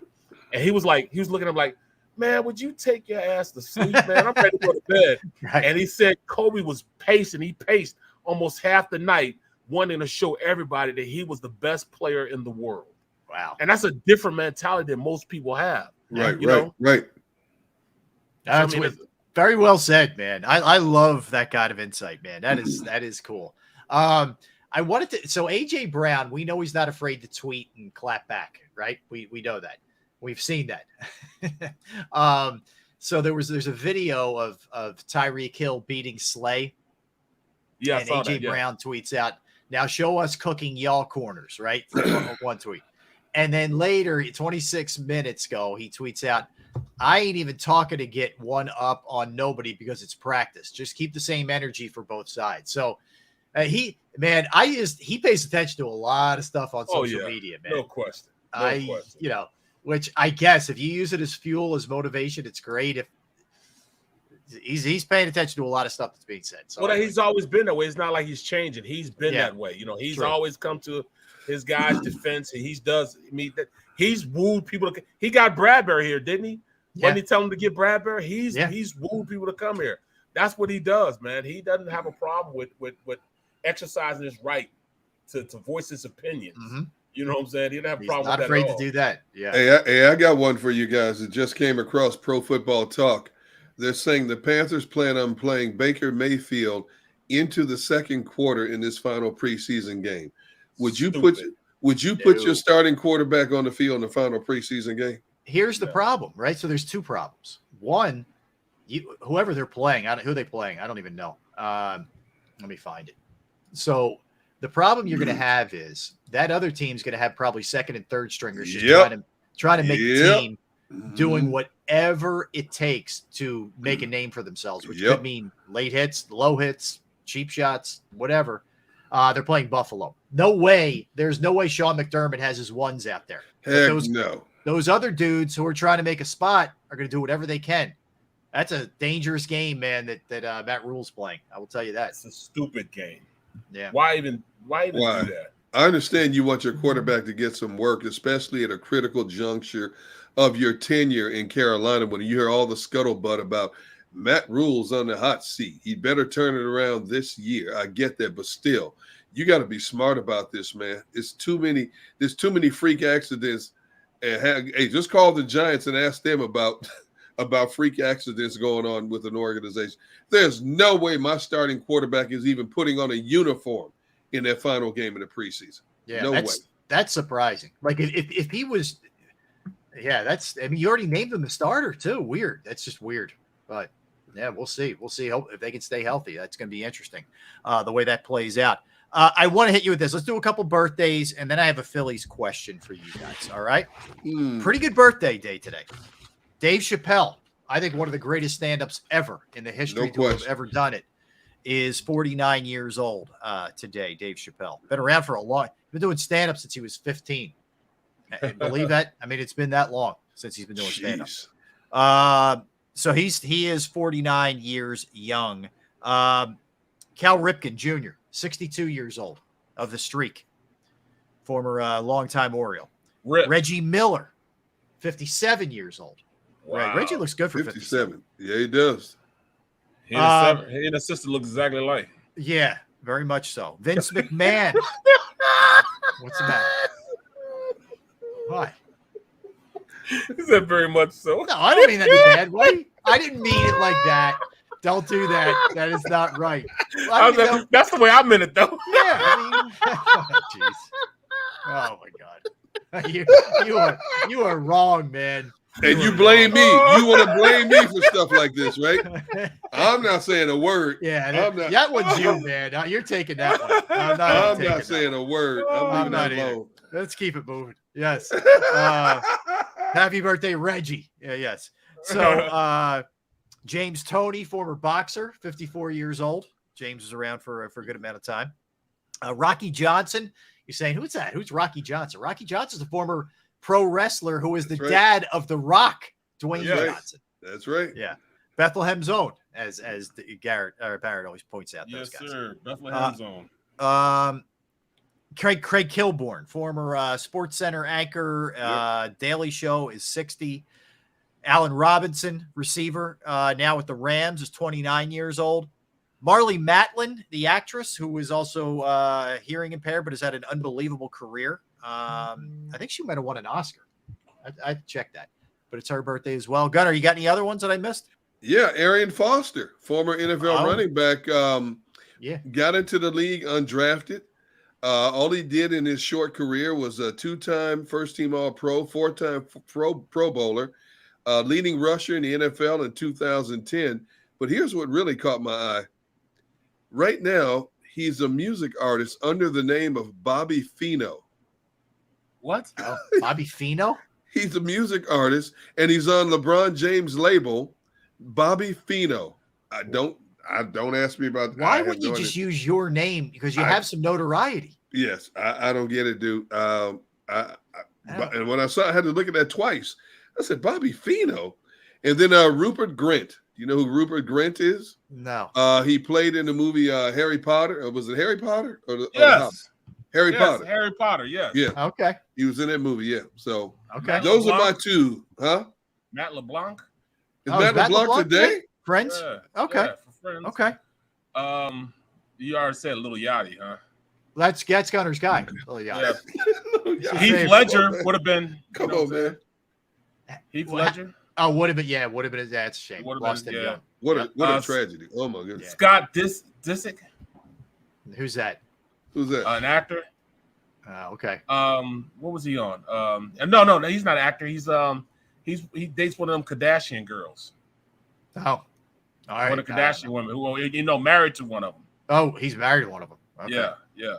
He's married to one of them. I can't keep up, man. Is she not with? Is Kim not with? What's his name anymore? Pete, no. He's that's not over. Yeah, it's over. Yeah, it's done. Impossible to keep up with this. Pete Davidson. Yeah. All right. Any other birthdays? I got a good on this date. All right. On this date, I have a Phillies question for you guys. On this date, 1985, the number one hit. See if you guys can guess. What was the number one song on the Billboard charts? It had to be a Michael Jackson 1985. I'll give you a hint. I'll give you a hint. It was from a very popular movie of that year in 85. What? The hint is Michael J. Fox. Back to the Future. Back to the Future. What was the song? Huey Lewis and the News. It's Hip to Be Square. Close. No. Power of Love. Power of Love. Dang it. Yes. Wow. And Huey Lewis had a cameo. He had a cameo in the movie too. I did way too much research on this one. Wow. Right. Yeah, and the only reason why I was thinking, because it was a show I was watching. They were trying to rebuild the DeLorean. Yeah. Today. You know, try to build a time machine. Yeah. Too much time on my hands, bro. Too much time on my hands. I hear you. All right, lastly. I had time. I know. to refurbish a DeLorean. Do you guys ever drive in one of those where the doors go, like that? No. DeLorean? I haven't. I can't fit anything like that, so no. Oh. Makes sense. So funny, Derek. Nothing, man. Right. Nothing at all. Come on, man. All right, we don't have a ton of time, but I'll ask you guys in like 20 seconds each. Why do you think the Phillies aren't drawing real well, other than the Mets series when there were a lot of Mets fans? They're just there doesn't seem to be the kind of juice at the ballpark fan wise that you would think maybe. I think it's more so. Just during this time period, everybody's getting ready for school. You know what I'm saying? Kids need school clothes. Trying to prep for everything. Kids got to go to doctor's appointments, and the price of tickets is just. Kind of crazy these days. So it's hard. Not really the tickets. It's the whole day to spend at the ballpark. It's going to cost you every bit of like $200 for just one or two kids. Yeah. It's just expensive, man. Hot dog. What does a hot dog ever cost? Everything like $8 is, or $9. everything is jacked up. Man. Yeah, everything's jacked up. Gunner, give me 20 seconds worth, and we got to 20 seconds. I would say it's because I don't want to see. I'm not paying good money to see Cincinnati, Washington. I don't want to see these teams. Level of competition. It's a level of competition, the way the schedule is falling now. Miami used to be interesting, but they don't have any real big names other than the pitcher Alcantara, as we've corrected on this. Man. I'm not paying that kind of money to see these teams. You see the Mets, Braves, Dodgers. I think everything you guys said is right. I think there's a little tiny piece of waiting for them to collapse like they have the last few years too. I think. Not me, but I'm just saying I think there are some people that believe that. I think so. All right, that was fun today, guys. But what a show, man! We had John McMullen, we had Tom McCarthy, we had Corey Simon. We keep it rolling. We keep it rolling tomorrow, same time. Great job, Barrett. I try. Never know who I might get tomorrow, dude. Excellent work, guys. Xander, great job producing. Want to thank everybody in the chat section, everybody, all of our listeners, all of our streamers. Don't go anywhere. National Football Show with Dan Cilio is next. Everybody, have a great Wednesday. We'll talk to you tomorrow, same time.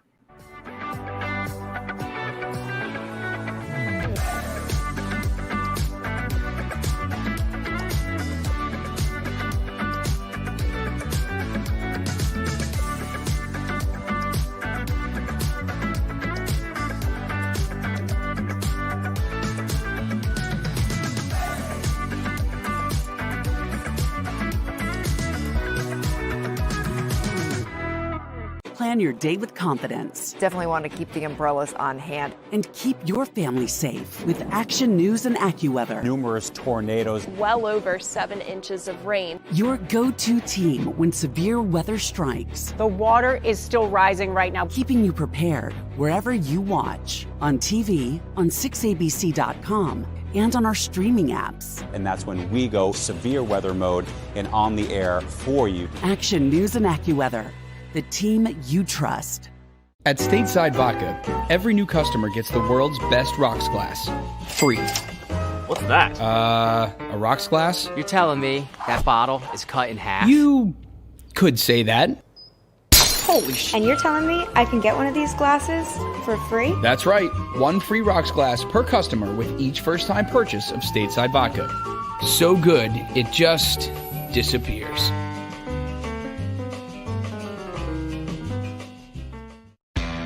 Go for the midnight dares. Go for the game. Go for the hits. Go for the fans.